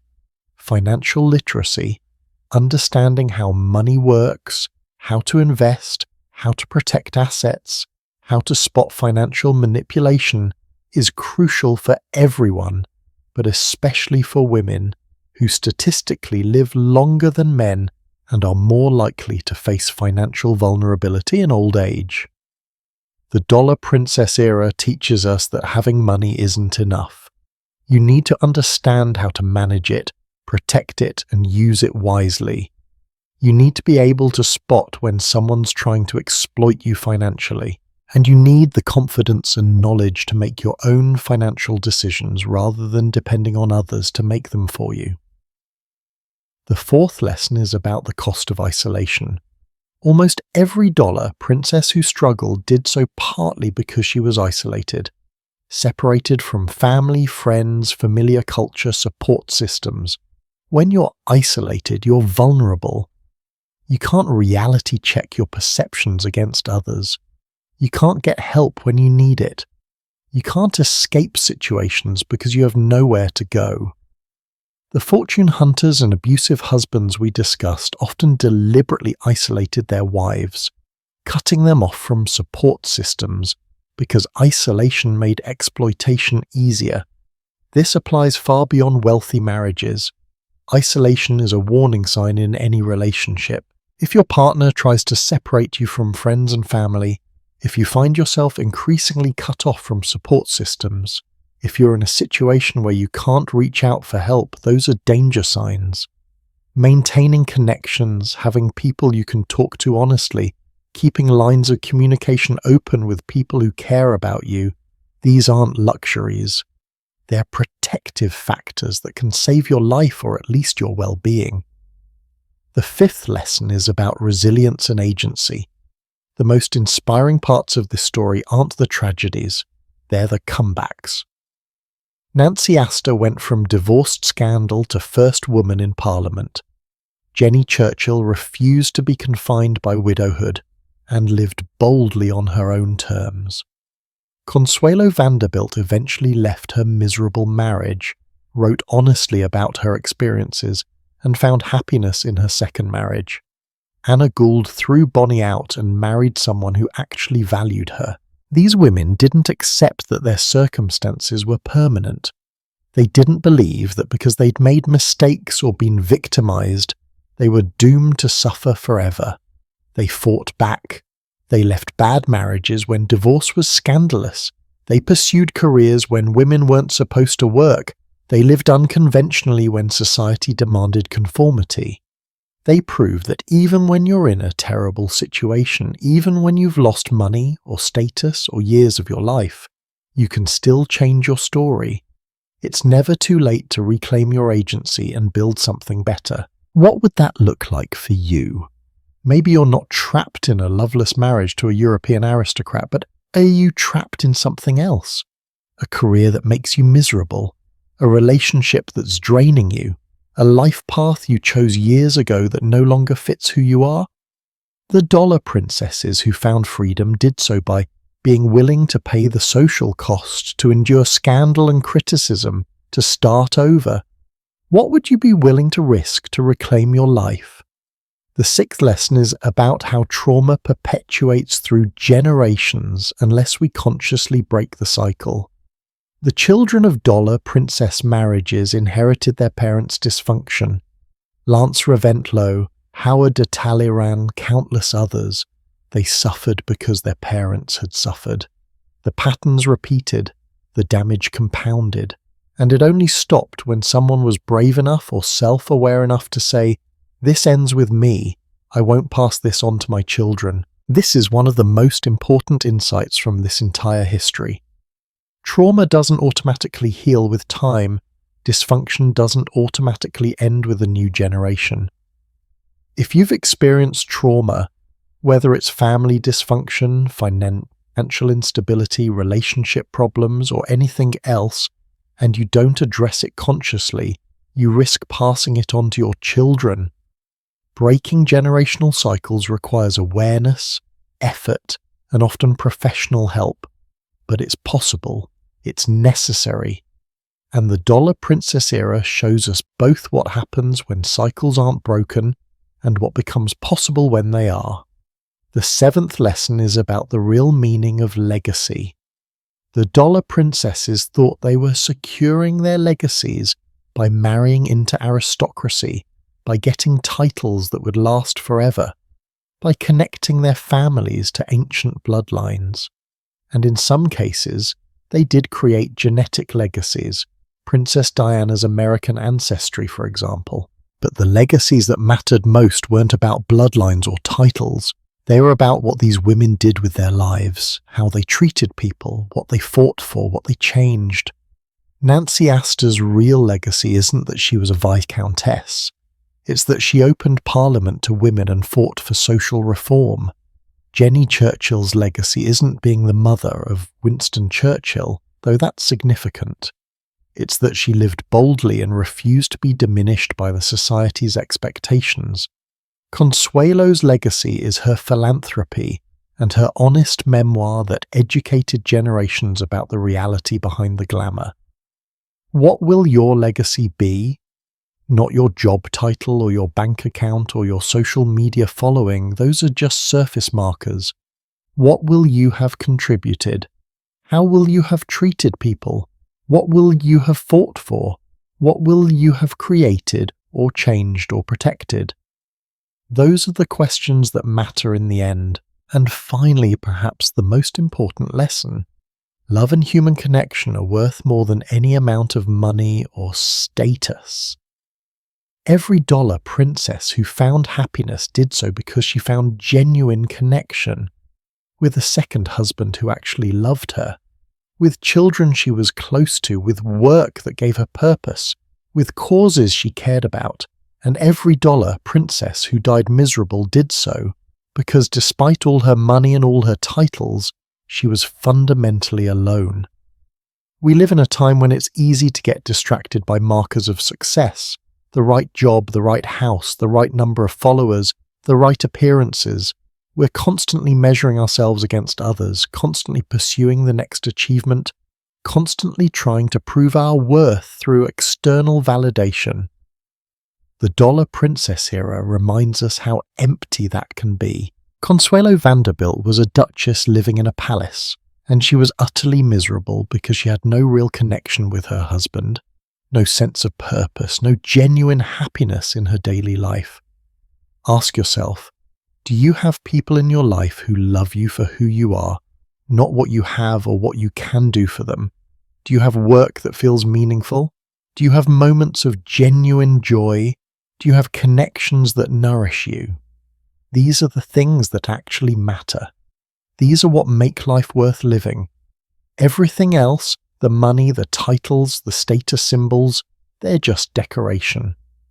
So here we are, at the end of our journey through the Gilded Age, through palaces and ballrooms and divorce courts and deathbeds. We've witnessed fortunes made and lost, lives destroyed and reclaimed, systems that crushed people and rebels who fought back. We've seen the worst of what happens when money and status are valued above human dignity and happiness, and we've seen the best of what humans can accomplish when they find courage and purpose.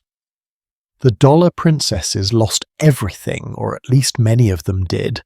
They lost their money, their illusions, their years, sometimes their lives, but they also left behind lessons that are more valuable than any fortune. They showed us what not to do. They demonstrated the cost of living for others' expectations instead of your own truth. They proved that no amount of wealth can compensate for lack of freedom, love, and purpose. And some of them, the survivors, the rebels, the ones who fought back, they showed us what's possible even in the most constrained circumstances.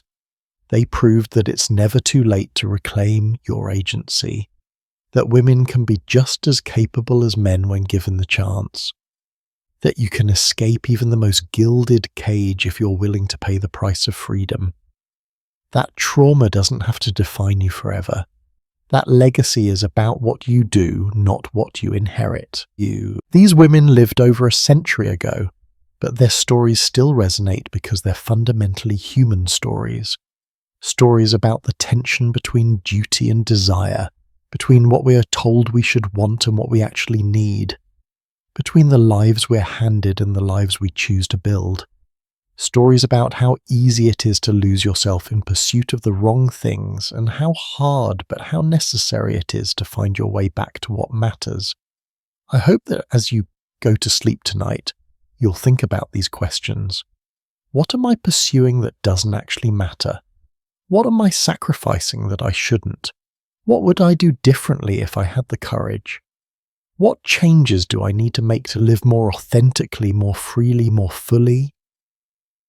The dollar princesses paid the price for their lessons in years of unhappiness and lost fortunes. We have the advantage of learning from their experiences without having to repeat their mistakes. That's the gift of history. It lets us learn without having to suffer the consequences ourselves. So take these lessons, think about them, apply them to your own life, and remember, no matter how much money you have or don't have, no matter what your circumstances are, you have more freedom than most of these women ever had. You have the ability to choose your own path, to leave situations that harm you, to build a life based on your own values rather than others' expectations. That freedom is precious. Don't waste it by voluntarily putting yourself in cages, even gilded ones. Thank you for spending these hours with me, for listening to these stories, for thinking deeply about what they mean. I hope you found something valuable in this journey through history. I hope you sleep well tonight, perhaps dreaming of ballrooms and palaces, but waking up grateful for the freedom you have to build your own life on your own terms. And if you enjoyed this journey through the lives of heiresses who lost everything, stay tuned. History is full of fascinating stories about wealth, power, family, and the human condition. There are always more tales to tell, more lessons to learn, more connections to make between past and present. The next story is waiting, and I can't wait to share it with you. Until then, sleep well, dream big, and remember, the most valuable inheritance isn't money or titles. It's the wisdom to live authentically, the courage to choose your own path, and the love that connects you to others. Guard those treasures carefully. They're the only ones that truly matter. Good night.